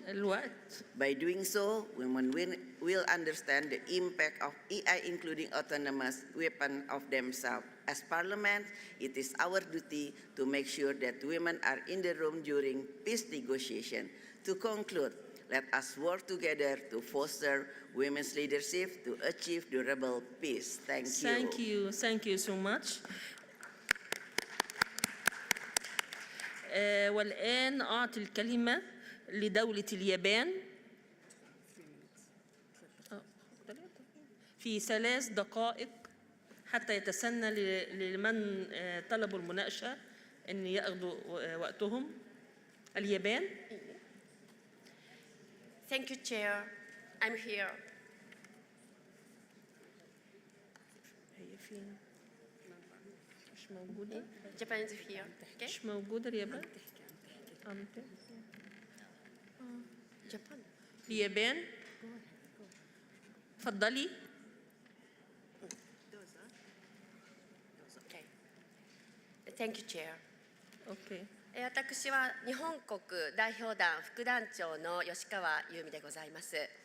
私は2020年より1年間、私が所属いたします自由民主党、これは政権与党でございますけれども、女性局長として、女性の政治への参画、あるいは女性の意見の政治への反映、また女性や子どもの社会的立場の向上、また発展に関し責任のある立場で仕事をしてまいりました。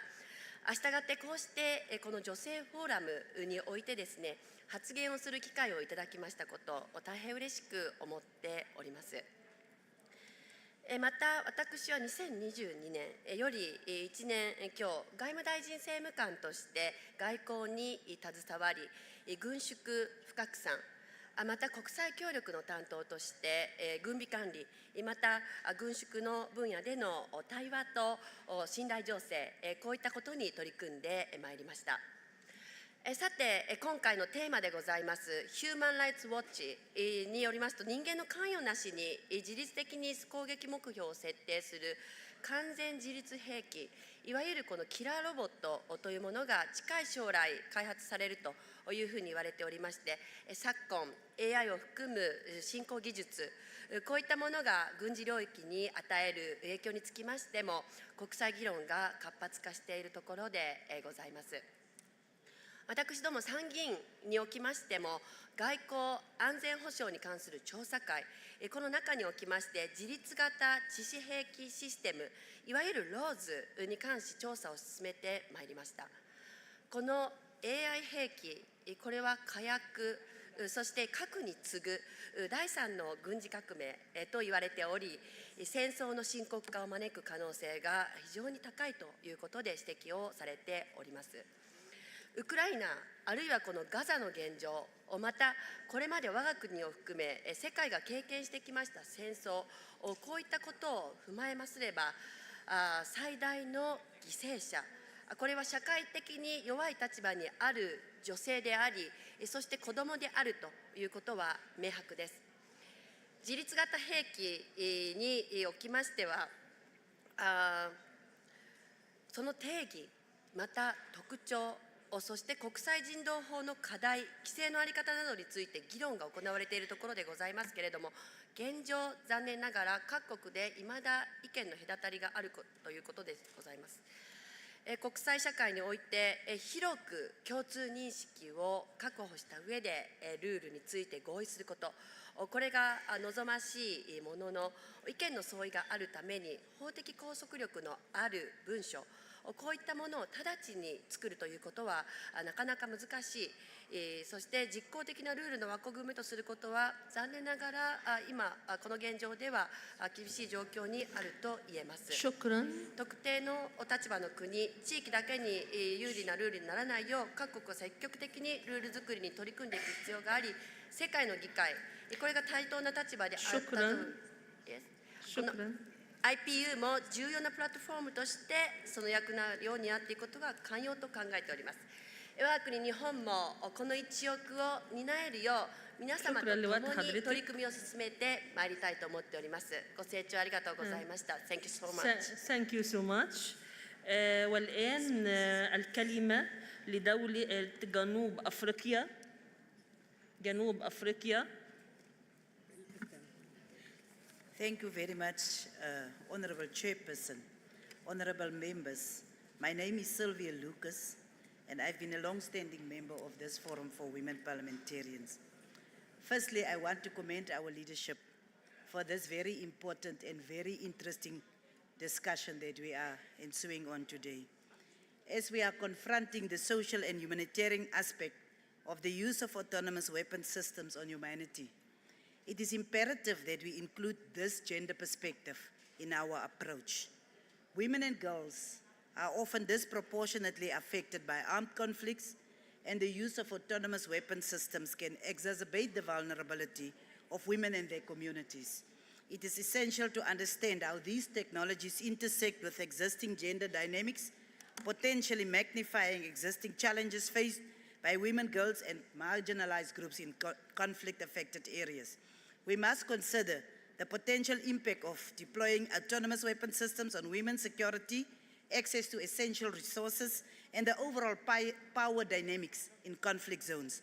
By integrating a gender perspective into our discussions and potentially regulatory frameworks on these systems, we can better account for the specific needs and vulnerabilities of women, ensuring that our approaches to technology and conflict resolution are inclusive and effective. In this regard, we want to propose the following. Recognizing that autonomous weapon systems may present unique risks to women and marginalized communities in conflict zones, and thus Parliament should actively advocate for the integration of gender-based impact assessments when establishing guidelines and regulations related to the development and deployment of autonomous weapon systems in order to mitigate potential disproportionate harm to women and marginalized groups. Encouraging parliaments to emphasize the importance of ensuring women's meaningful participation in decision-making processes related to the development, regulation, and use of those systems, as their insights are vital to understanding the technology's potential impact on communities, especially in conflict settings, and approve legislation that accounts for the gendered implications of autonomous weapon systems. By integrating these perspectives, these gender perspectives, our approach to addressing the social and humanitarian impact of autonomous weapon systems will become more comprehensive and equitable, fostering a safer and more inclusive environment for all affected by armed conflict. And I thank you. Kia leboga. Enkosi. شكرا لدولة جنوب أفريقيا وشكرا على التزامك بالوقت. الآن أدعو دولة الصين للكلمة. دولة الصين مش موجودة.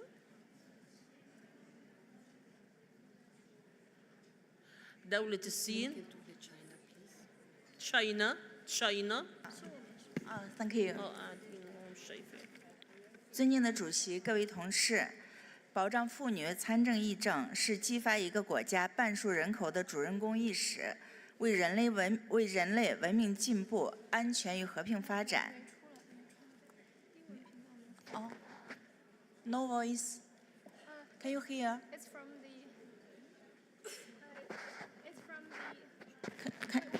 Can you hear me? We're using the French interpretation, so it goes from the French interpretation channel.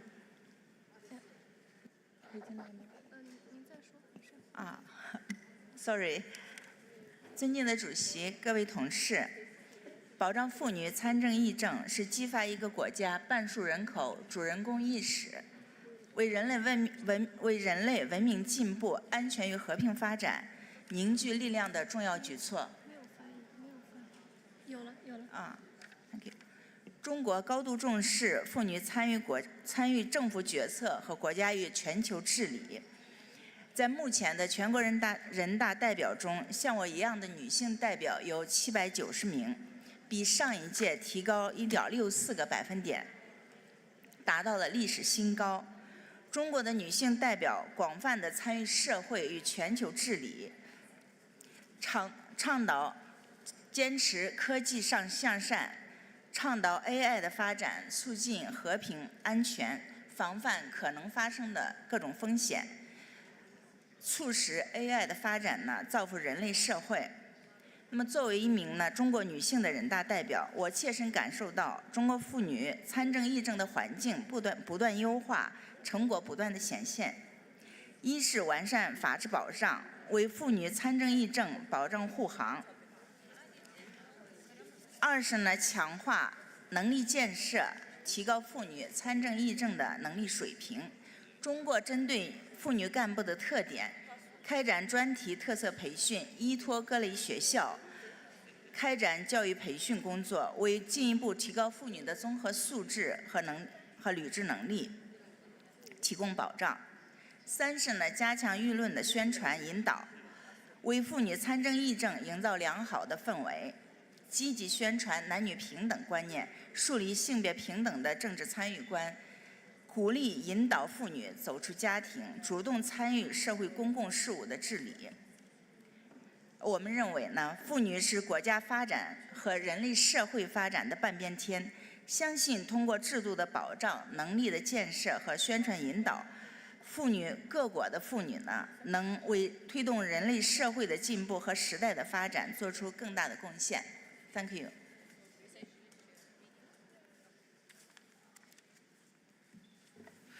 شكرا لكلمة دولة الصين. والآن مع كلمة دولة الإمارات.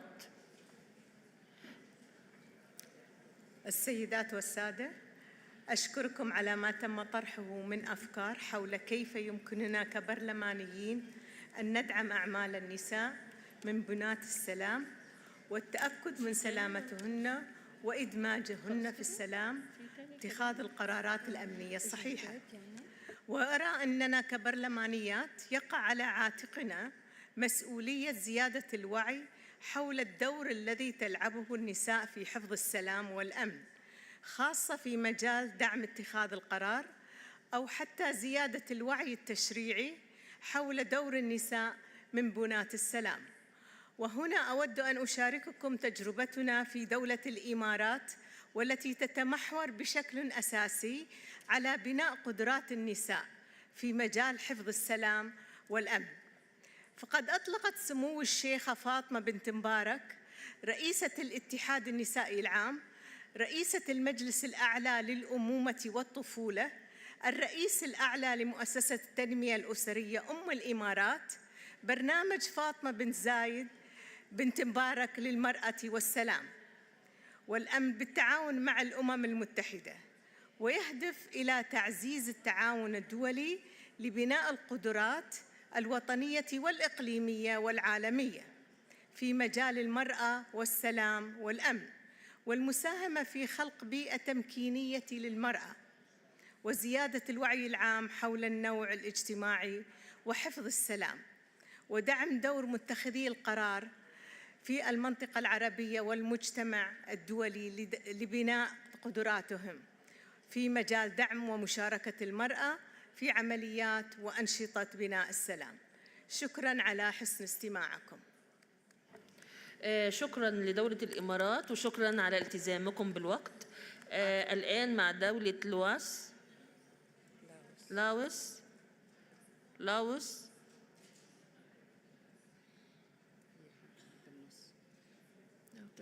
تفضلي. مش موجودة. طيب. الآن مع دولة قبرص. تفضلي. Thank you, Mrs. President. It's Alexandra Talidis from the Republic of Cyprus.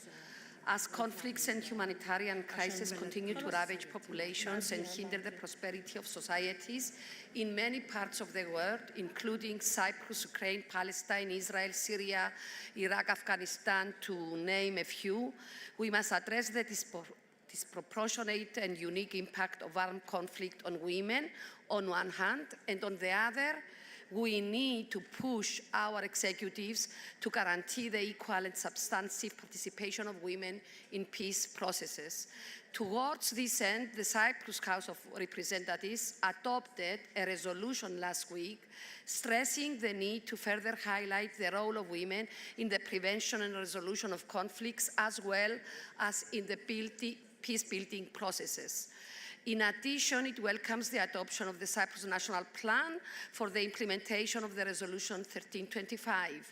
For Cypriot women parliamentarians, this is a crucial issue, as this year marks the 50th anniversary of the Turkish invasion in Cyprus, 50 years of occupation of the northern part of Cyprus, 50 years since women from both communities were expelled or obliged to leave their homes and become refugees in their own countries, 50 years since they saw their sons and husbands killed, 50 years since we are waiting for missing people to come back or to know what happened to them. And we receive little bones from mass burial grounds. That's why we are desperate for a resumption of the peace talks that will lead to a just and viable solution, a solution that will allow us to build a better future for our children.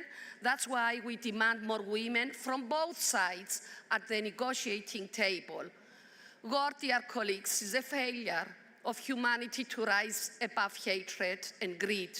It destroys lives, the lives of innocent people, but most of all, the lives of women. Women were used as tools to hurt the opponent. Women are raped. They are used as shields. But we are not comfortable in this role of victim.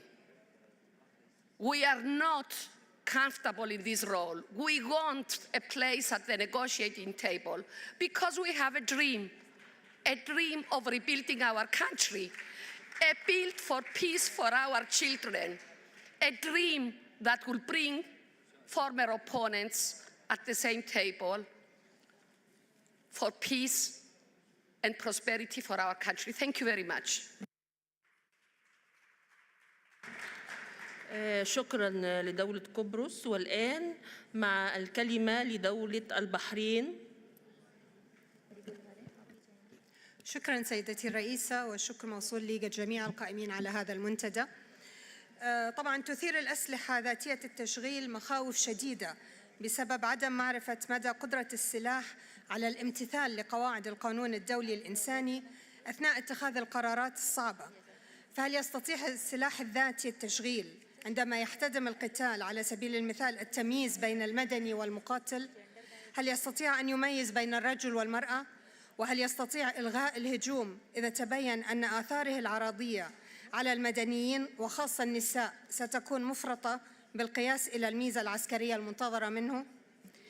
إن تجهيز منظومات الأسلحة المستخدمة في الوقت الحاضر فعلاً بمعدات وأجهزة ذاتية التشغيل جعل منظومات الأسلحة أكثر استقلالاً عن الإنسان، لذا فإن التنبؤ بتصرفاتها بات أكثر صعوبة، مما يثير شكوكاً بشأن كيفية ضمان عمل هذه المنظومات ضمن حدود القانون الدولي والقانون الدولي الإنساني ومبادئ الإنسانية. ولا يقتصر الجدل بشأن الأسلحة الذاتية التشغيل على المسائل القانونية والتقنية المعقدة، بل يشمل أيضاً مسائل أساسية تثيرها هذه الأسلحة بشأن المخاوف من أن إدخال البيانات إلى أنظمة هذه الأسلحة قبل الحرب قد يستند إلى توجه جنساني ضد المرأة على وجه الخصوص أو على الأقل عدم وضع الحماية اللازمة لها. لذلك هناك حاجة ماسة إلى استجابة دولية عاجلة وفاعلة من أجل التصدي للمخاطر الجسيمة التي تثيرها منظومات الأسلحة الذاتية التشغيل وطريقة عملها. ومن هنا يجب على البرلمانات تعزيز الأطر التشريعية والقانونية ومناقشة السياسات والآليات المختلفة الضرورية ومواصلة الجهود الحثيثة لحث دولها على معالجة هذه المسألة على نطاق واسع ومواصلة الاهتمام بها لبناء المزيد من النتائج الطموحة المتعلقة بمسؤولية الإنسان والمساءلة والعمل للحيلولة دون وقوع أي ضرر محتمل للمدنيين في النزاعات المسلحة وخاصة النساء. وزميلتي رح تكمل الكلمة. شكراً. لدينا بعض الاقتراحات حتى يتم الاستفادة منها لجلستكم في الغد.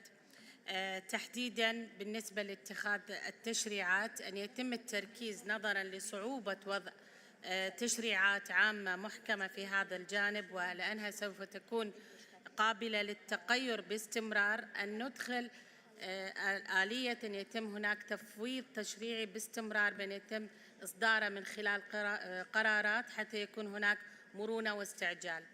أن يوضع أيضاً في الاعتبار في شأن تقرير العقوبات أن يتم تشديد العقوبة فيما لو كان الاستخدام يتلازم مع عدم المساواة أو التمييز.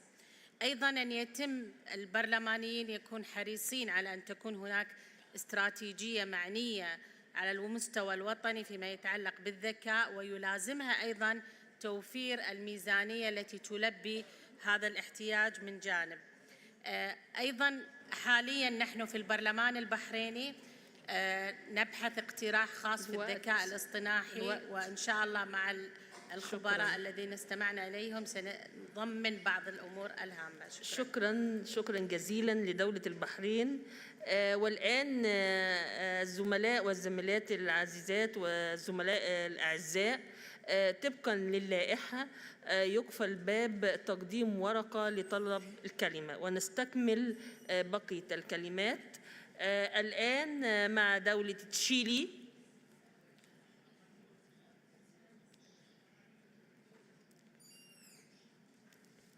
تفضلي.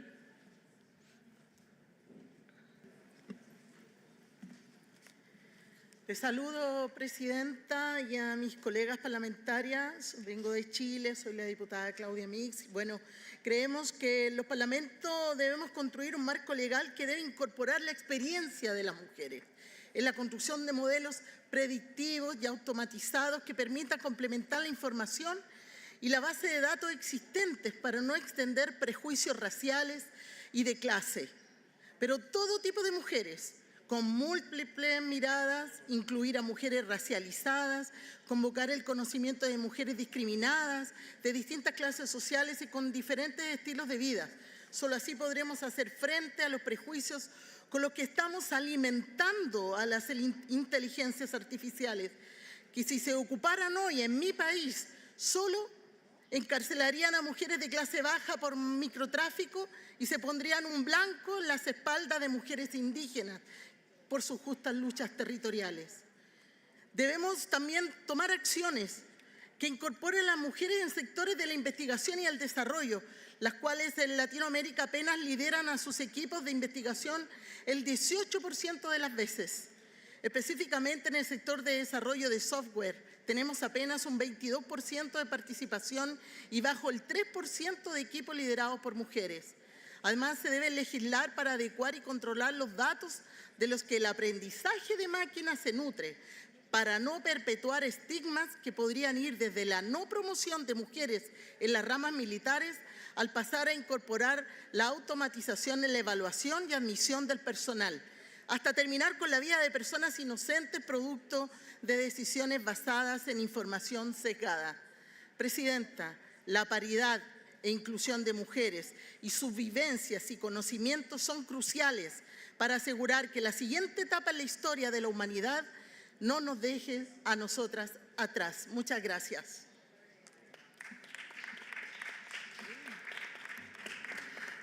شكرا جزيلا لدولة تشيلي وعلى التزامكم بالوقت. الآن الكلمة أعطيها لدولة ماليزيا. تفضلي.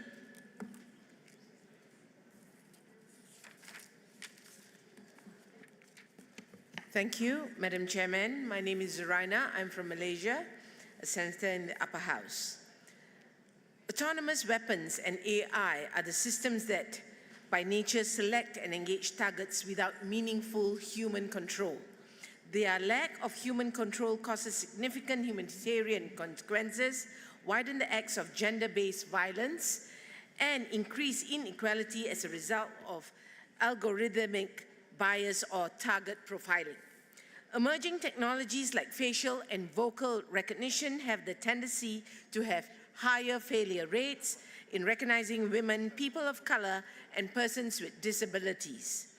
The use of autonomous weapons that rely on these technologies would highly result in higher risk for these vulnerable groups and anyone who does not fit within the norm determined by the program. Law should prohibit the development, production, and use of autonomous weapons that target people based on profiling, dehumanize the use of force, and lead to discrimination. In essence, the law should also include regulations to ensure all other autonomous weapon systems are never used without meaningful human control. Autonomous weapon systems are a grave problem that can impact in any country in the world. All AI must be used for peace and security, and women must have a seat at the table to ensure good decisions are made. This is crucial to ensure peace and stability is achieved. Finally, Malaysia affirms its commitment to ensure that women and girls are given a space and opportunity to participate in the development process. Thank you. شكرا لدولة ماليزيا وشكرا على التزامكم بالوقت. الآن مع دولة تايلاند. تفضلي. Thank you, Madam Chair. The terror of bilateral autonomous weapon system or autonomous weapon is that generative AI can be programmed to be sensitive or respond to women's voice or facial recognition, especially women's facial structure. From this example, it is eminently seen that the use of laws can affect the safety and security of women to live their life. Hence, opposing the development and the use of AWS is crucial for the protection of human rights and dignity, including from gender-based violations. Also, Thailand supports Clause 12 that measure to ensure gender perspective based on United Nations Security Council Resolution 1325 as a landmark resolution for women, peace and security shall be adopted. Apart from the urgent needs for preemptive national laws to retain meaningful human control over the use of force, national parliament should urge their governments to work with other states to conclude a new legally binding international instrument prohibiting fully autonomous weapon system in compliance with the international humanitarian law. Finally, the education on STEM for women and girls should be promoted to bridge the gap in this field between male and female students, as UNESCO has indicated in one of its research, cracking the code girl and women's education in STEM that SDG includes specific targets for countries to enhance access to STEM education and technologies, and to reduce gender disparity, to comply with the expectation of the said research for women and girls to have equal opportunities to contribute to and benefit from STEM. Thailand would like to suggest Parliament to engage women in managing the impact and risks of the robotic, automation and AI on their life and livelihood. Thank you so much. شكرا جزيلا لدولة تايلاند. والآن أعطي الكلمة لدولة هولندا. Thank you. Thank you for all the inspiring speakers. I am Glimina Shakur from the Netherlands. Representation matters. When we look around today, we see countless women who serve as shining examples for many girls and boys, inspiring them to believe that they too can make a difference in the world. It is through diverse representation that we can bring about meaningful change and address the needs and concerns of all members of society. And still, I stand before you today deeply troubled by a concerning development within our country, the Netherlands. It just has come to light that on popular pornographic website, images of dozens of well-known Dutch women, also parliamentarian, are being used in fake pornography videos created using AI technology. These so-called deepfakes superimpose the faces of victims into the bodies of porn actresses, of despicable act of manipulation and violation. This AI weapon is not only morally condemnable, but also illegal in our country. The Dutch government is moving to address this issue with legislation on sexual offenses being approved in the Senate to combat this heinous practice. We cannot allow women to continue to be systematically victimized by the abuse of AI technology. The creation and distribution of these deepfake videos not only violate the dignity and privacy of the individual involved, but also harmful stereotypes and undermine the integrity of our society. We must take a stand against such exploitation and manipulation. How can we condemn these actions? How can we reject the mission of AI technology to manipulate and undermine women, particularly those in position of power and influence? Thank you. والآن شكرا لدولة هولندا. والآن مع دولة المكسيك.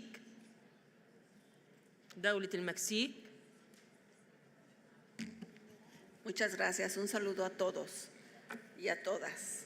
Se debe promover la regulación de la inteligencia artificial y la nueva tecnología que considere la diversidad cultural y perspectiva de género, además de favorecer a grupos vulnerables y el desarrollo sostenible.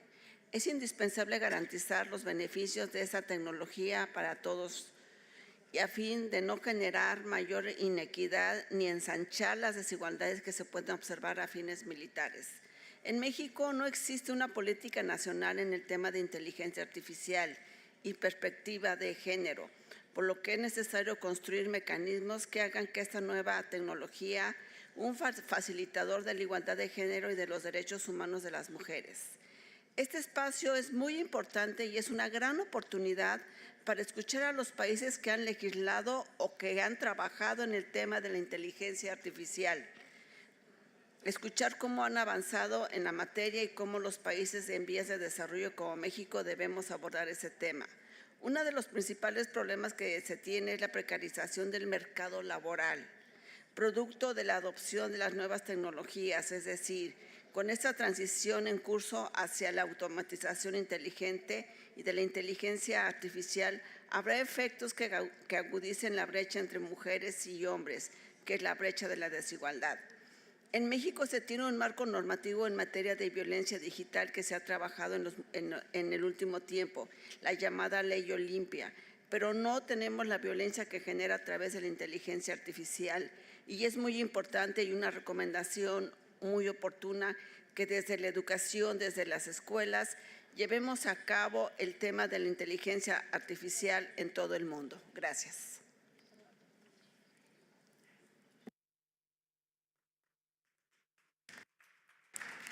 شكرا لدولة المكسيك وعلى التزامكم بالوقت.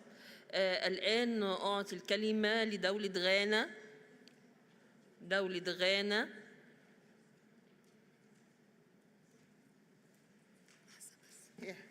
غانا. Yeah. Thank you, Madam Chair. My name is Patricia Piaget.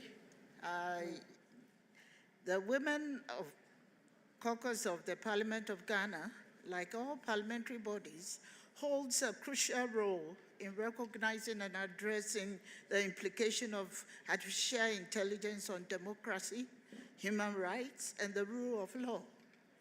Parliament can contribute to shaping policies that strike a balance between leveraging the benefits of artificial intelligence and mitigating its societal impacts. In this regard, some of the measures which the Parliament of Ghana has adopted in this direction include legislative frameworks and regulations. oversight of parliamentary committees and agencies, public awareness and engagement programs, and collaborations with stakeholders and international organizations. Ghana's Ministry of Communication and Digitalization, in collaboration with Smart Africa, GIZ, Fair Forward, and the Future Society, has formulated a comprehensive policy document to regulate the usage of artificial intelligence within Ghana, entitled the Republic of Ghana National Artificial Intelligence Strategy 2023 to 2033. This document is slated for the presentation of Cabinet in the near future. Although there is no existing legislative framework around AI in Ghana, strides have been made to lay down a legal regime that can regulate the deployment and use of artificial intelligence in a manner that respects human rights, democracy, and the rule of law. The 1992 Constitution of the Republic of Ghana has some provisions, including the Article 12 and 33, which guarantee the fundamental rights and provisions and freedoms of citizens, including the rights and freedom associated with effective use of and misuse of AI or any AI activity that results in the breach of human rights. The Parliamentary Select Committee on Communication oversees the implementation of the National Cybersecurity Policy and Strategy through Cybersecurity Authority. There is also a Parliamentary Select Committee on Defense and Interior, which has oversight over both internal and external security in Ghana.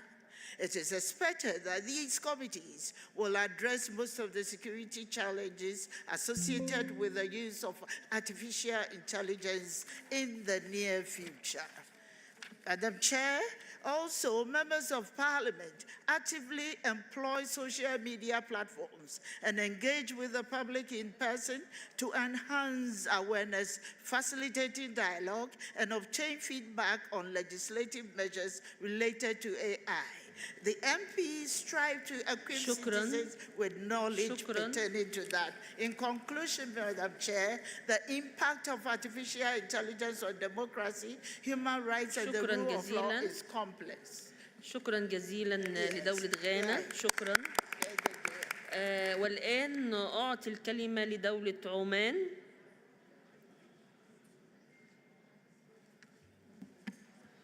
Thank you, Madam Chairman. I'm thankful to be here today. I'm also grateful for all the efforts that have been made to come with this agenda and the topic. But I'm most encouraged by the opening speech of the Secretary General today. He said, and I quote, "Your voice will be heard." I would like to keep my voice to humanity, as anything else comes second. The world today is watching a historic moment, and as we meet today, the record says 31,000 people been killed in Gaza, 70% are women and children. So I would like to call this women parliament, the women parliament today, to join one voice for fair resolution of the people of Gaza. Thank you.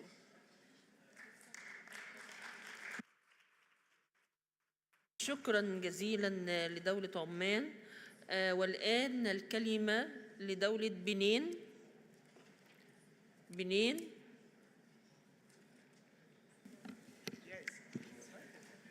Je suis Chantal Haï, deuxième questeur du bureau de l'Assemblée nationale du Bénin.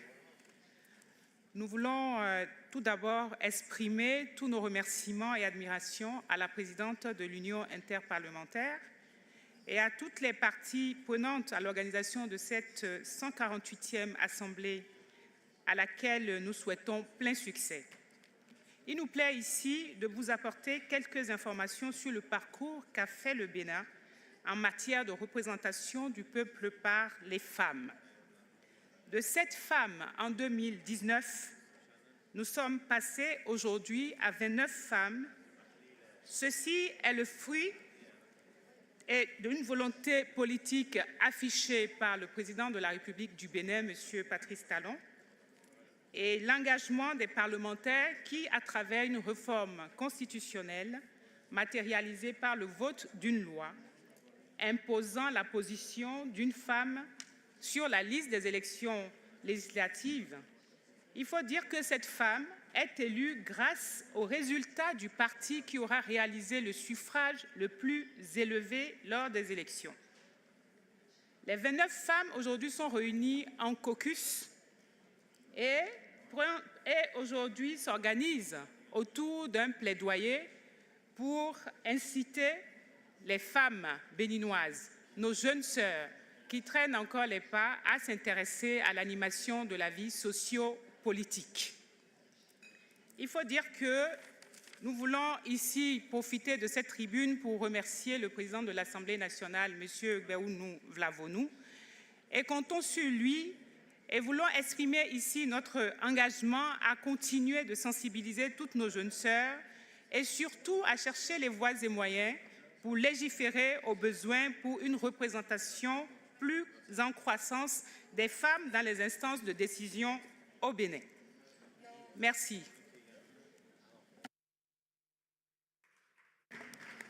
شكرا لدولة بنين والآن أعطي الكلمة لدولة ليسوتو ليسوتو. Thank you very much, Your Excellency. I wish to appreciate the presentation made by the researcher, which has really highlighted that what we see, what we hear, and participate in influences our thinking. My name is Honorable Tsepang Tsita Musina. I'm the Deputy Speaker in the Parliament of the National Assembly, the Kingdom of Lesotho. In light with the debate this morning, my contribution on the involvement of women in AI for military purposes contains a few elements. For one, just as in other artificial intelligence fields, women do offer diverse perspectives in military AI development, leading to more comprehensive and effective solutions. Their input can help identify potential biases and ensure that AI systems are ethically developed and deployed. Our intervention, Madam Chairperson, as representatives in our various parliaments, need to reflect that diversity from the norm where military is perceived as male. Mitigation of gender bias, having women involved in the development process of AI systems can help identify and mitigate such biases, ensuring that AI technologies are fair and equitable. This says our parliaments, Madam Chairperson, need to accelerate the mainstreaming of gender on education, particularly in STEAM areas. Madam Chairperson, gender diversity within military AI systems can lead to better decision-making processes by incorporating a wider range of viewpoints and considerations.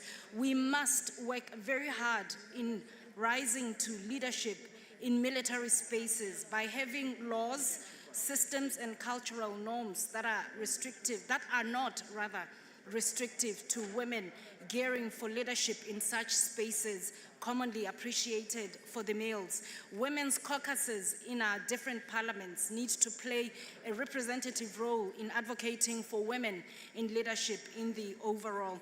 Madam Chairperson, women's involvement in military AI development can also focus on humanitarian considerations, such as minimizing civilian casualties, as we've just heard from our honorable lady from Oman. Their perspectives, especially with the national action plans on UN 1325, as stated, can lead to the development of AI systems that prioritize ethical and humanitarian principles. We cannot argue that women as peacekeepers play a critical role. Representation and inclusivity can be accommodated when women are part of the spaces for military purposes in the AI. We rarely see women leading parliamentary committees that are presumed to be male, and as such, our parliaments must be purposeful in having women in committees related to military intervention. In Lesotho, Madam Chairperson, we appreciate the importance of women in positions commonly reserved for men, where we have a female Minister of Science and Technology, and we've just welcomed a young female to the position of the Commissioner of Police, who is the second ever in the country and contributing to the overall security of citizens. More closely, Madam Chairperson, to the debate in question, we do have 16% females in the military. But we now have the first female to be promoted to the to the rank of Major General, the highest rank in the local army. Such changes create room for women to challenge the norm, and I thank you, Madam Chairperson. Thank you. والآن أعطي الكلمة لدولة كندا.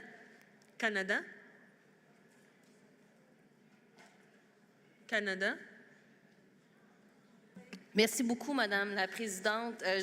J'aimerais mieux ne pas avoir à être ici aujourd'hui, et j'imagine que plusieurs femmes ont ce sentiment-là également, parce que c'est triste de constater qu'en 2024, on a encore tellement de disparités dans différentes sphères de la société entre les hommes et les femmes.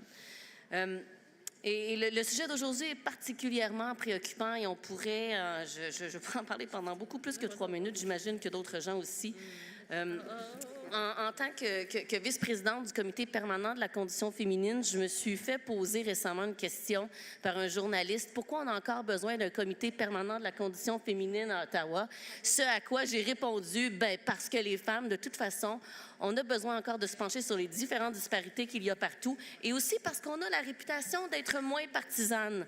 Moins partisane et beaucoup plus productive dans ce que l'on fait comme sujet d'étude. Juste ça, ça justifie pourquoi est-ce qu'on devrait avoir beaucoup plus de femmes dans les lorsque l'on parle de processus de paix et de réconciliation.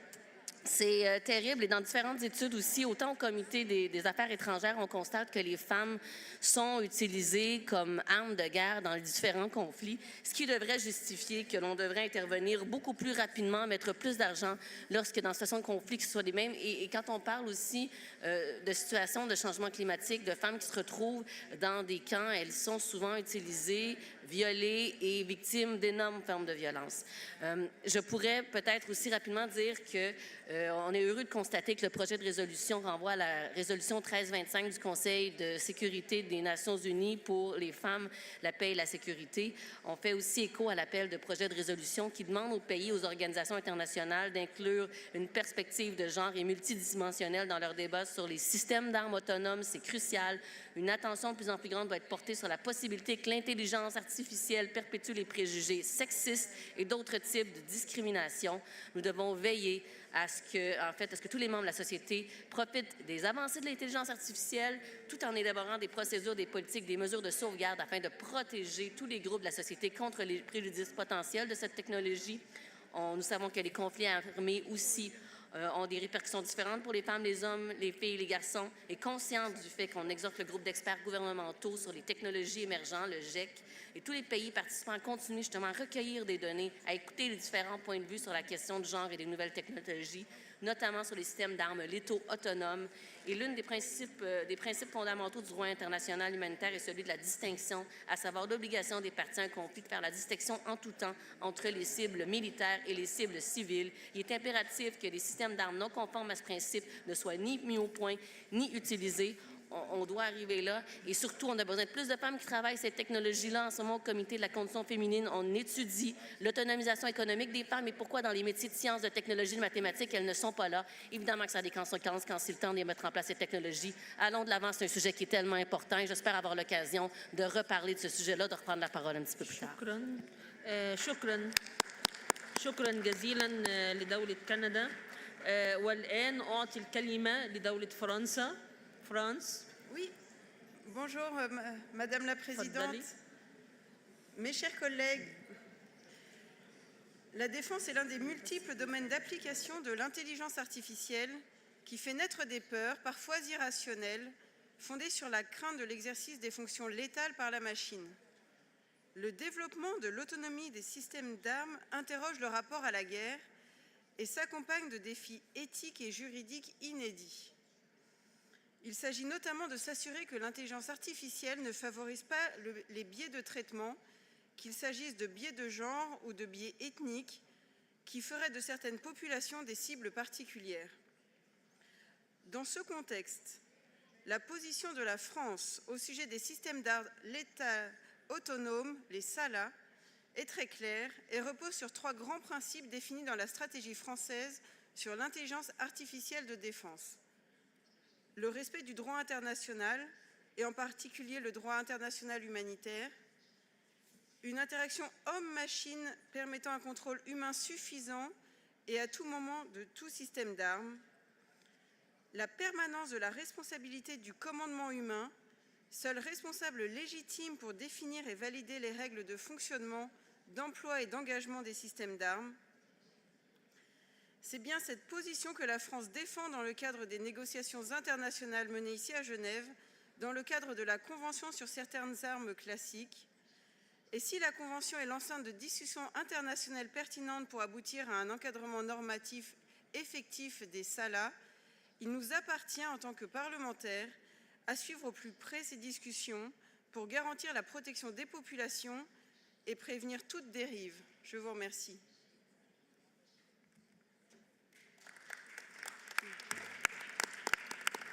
شكرا لدولة فرنسا والآن أعطي الكلمة لدولة سنغافورة.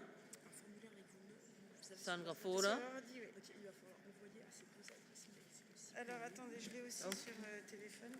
تفضلي. Good afternoon. Thank you to all the delegates for your inspiring speeches. I've really learned a lot, so thank you very much. My name is Joan Pereira, one of the parliamentarians in Singapore. I'd like to speak on how AI, social media, technology can be harnessed to bring people together through crisis. In June 2021, the constituency that I oversee has many elderly, and it was a pandemic cluster. It was dark days because many of the vulnerable elderly and disadvantaged families were separated because they had to be isolated, and the well-being of the elderly was badly affected. However, through social media, through phone calls, neighbors comprising men, women, children, both young and old, who are neighbors, stepped in very readily to distribute food, sanitizers, masks, take them out for vaccine, check on their well-being, befriend them, or just simply check in on them by giving them a call. And this has really, in my view, brought the community close together, regardless of race, language, religion, culture. So in my view, what is important is that tech, AI, social media can and should complement the good work that we women do. It complements the personal touch that we women, whether we are parliamentarians or not, are excellent at. So I wish all of us a fruitful session, and to all our Muslim brothers and sisters, a blessed Ramadan. Thank you very much. شكرا لدولة سنغافورة وشكرا على التزامكم بالوقت. والآن أعطي الكلمة لدولة تيمور ليست.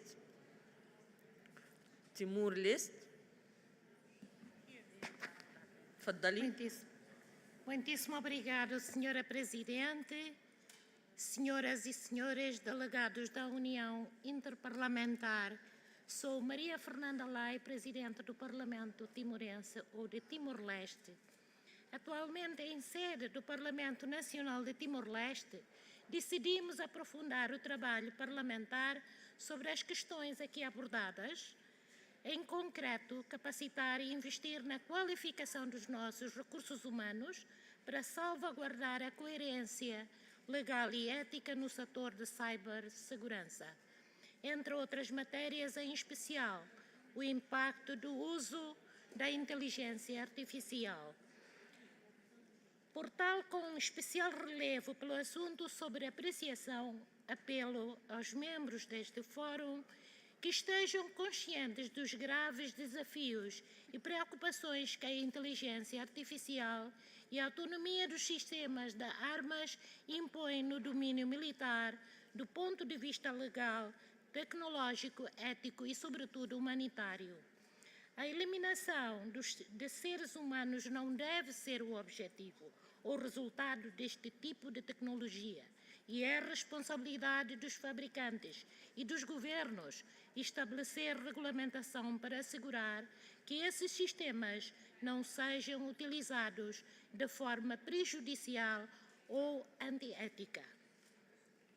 Neste sentido, é essencial que permaneça um controle humano significativo sobre eles, em concreto a definição de critérios claros para operações militares, a implementação de sistemas de responsabilização e a possibilidade de intervenção manual em decisões críticas. Esta abordagem equilibrada é fundamental para garantir que a inteligência artificial seja um aliado e não uma ameaça para a humanidade. A questão da autonomia das armas e o seu potencial impacto letal torna urgente a necessidade de regulamentação internacional eficaz. Este tratado poderia lidar com questões como responsabilidade, transparência e conformidade com o direito internacional e princípios de direitos humanos na aplicação da inteligência artificial em sistema de armas. A cooperação global e o diálogo construtivo são essenciais para enfrentar os desafios em torno da autonomia das armas e garantir que a tecnologia seja usada da maneira segura e ética. Por tal, a comunidade internacional deve abordar ativamente as ameaças crescentes associadas a uma nova categoria emergente de armas que, infelizmente, podem ativar-se a si próprio, selecionar o seu alvo e tirar uma vida humana. Distintos senhores delegados, um algoritmo não pode ter o controle total das decisões que envolvem matar ou prejudicar seres humanos. O princípio da responsabilidade humana e da responsabilização por qualquer uso de força letal deve ser preservado, independentemente do tipo de sistema de armas envolvidos. Muitíssimo obrigado pela atenção. شكرا جزيلا على كلماتكم. والآن مع البرلمان العربي في دقيقتين. كلمة البرلمان العربي في دقيقتين. السلام عليكم ورحمة الله وبركاته. معكم شيخة بنت يوسف الجفيري، عضو البرلمان العربي وعضو مجلس الشورى في دولة قطر. السيدات والسادة الحضور الكريم، السلام عليكم ورحمة الله وبركاته. يطيب لي أن أعبر عن سعادتي للمشاركة في هذا الاجتماع الهام ممثلة عن البرلمان العربي. لقد لفت انتباهي اهتمام مشروع القرار بالتطرق لقضية التمييز على أسس جندرية عند استخدام أنظمة الأسلحة الذاتية التشغيل والذكاء الاصطناعي في الحروب، خاصة في التوصية رقم 12 التي دعت لاعتماد تدابير لضمان مراعاة المنظور الجندري والمنظور متعدد الجوانب استنادا إلى قرار مجلس الأمن التابع للأمم المتحدة 1325 سنة 2000، والذي يتعلق في المناقشات الخاصة بالأنظمة الأسلحة الفتاكة المستقلة واستراتيجيات الذكاء الاصطناعي العسكري. والحقيقة أنه مع اتفاقنا على ضرورة الحظر التام للأسلحة الفتاكة ذاتية التشغيل نتيجة الآثار المدمرة المترتبة عليها، فإن الاعتماد على الذكاء الاصطناعي في تصميمها وتشغيلها بحيث تكون موجهة ضد مجموعة محددة كالنساء، فهذا يعتبر جريمة التمييز العنصري، ويجب علينا كبرلمانيين إيلاء هذا الأمر أهمية كبيرة. وإليكم بعض التوصيات التي نرجو أن يخرج من خلال هذا الاجتماع. أولاً، وفقاً للأمم المتحدة لا تزال معدلات التمثيل النسائي في اجتماعات نزع السلاح المتعددة الأطراف غير متناسبة، ومن ثم يجب زيادة إشراك العنصر النسائي في المفاوضات الخاصة بالتوصل إلى صك دولي ملزم لحظر الأسلحة الفتاكة ذاتية التشغيل والمتوقع الوصول إليه عام 2026 حسب ما أعلن عنه الأمين العام للأمم المتحدة. ثانياً، اقتراح أن يتضمن مشروع القرار تفصيلاً أكثر مما هو قائم عليه الآن. شكراً. شكرا للبرلمان العربي، شكرا جزيلا. والآن زملائي الأعزاء وزميلاتي العزيزات، لقد وصلنا إلى نهاية أعمالنا. أود أن أشكركم جميعا على مساهمتكم المدروسة والرصينة، والتي سوف تعطي إيجابية لتعظيم دور المرأة على مستوى الاتحاد البرلماني الدولي والبرلمانات الوطنية وعلى مستوى العالم.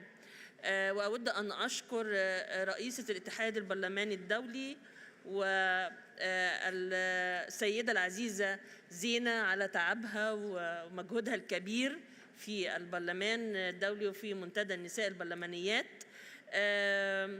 والآن سأتولى أنا والسيدة رينو ليدز المهمة صعبة في تلخيص النقاط الرئيسية للنقاش الذي تم اليوم بيننا. وستقدم السيدة رينو ليدز تقريراً عن مناقشتنا ظهر اليوم في منتدى البرلمانيات. وأذكركم أن المنتدى سيستأنف أعماله في تمام الساعة 2:30 بعد الظهر، وأتطلع إلى رؤيتكم مرة أخرى بعد ظهر اليوم. تحياتي وتقديري لكل الحضور. شكرا لكم.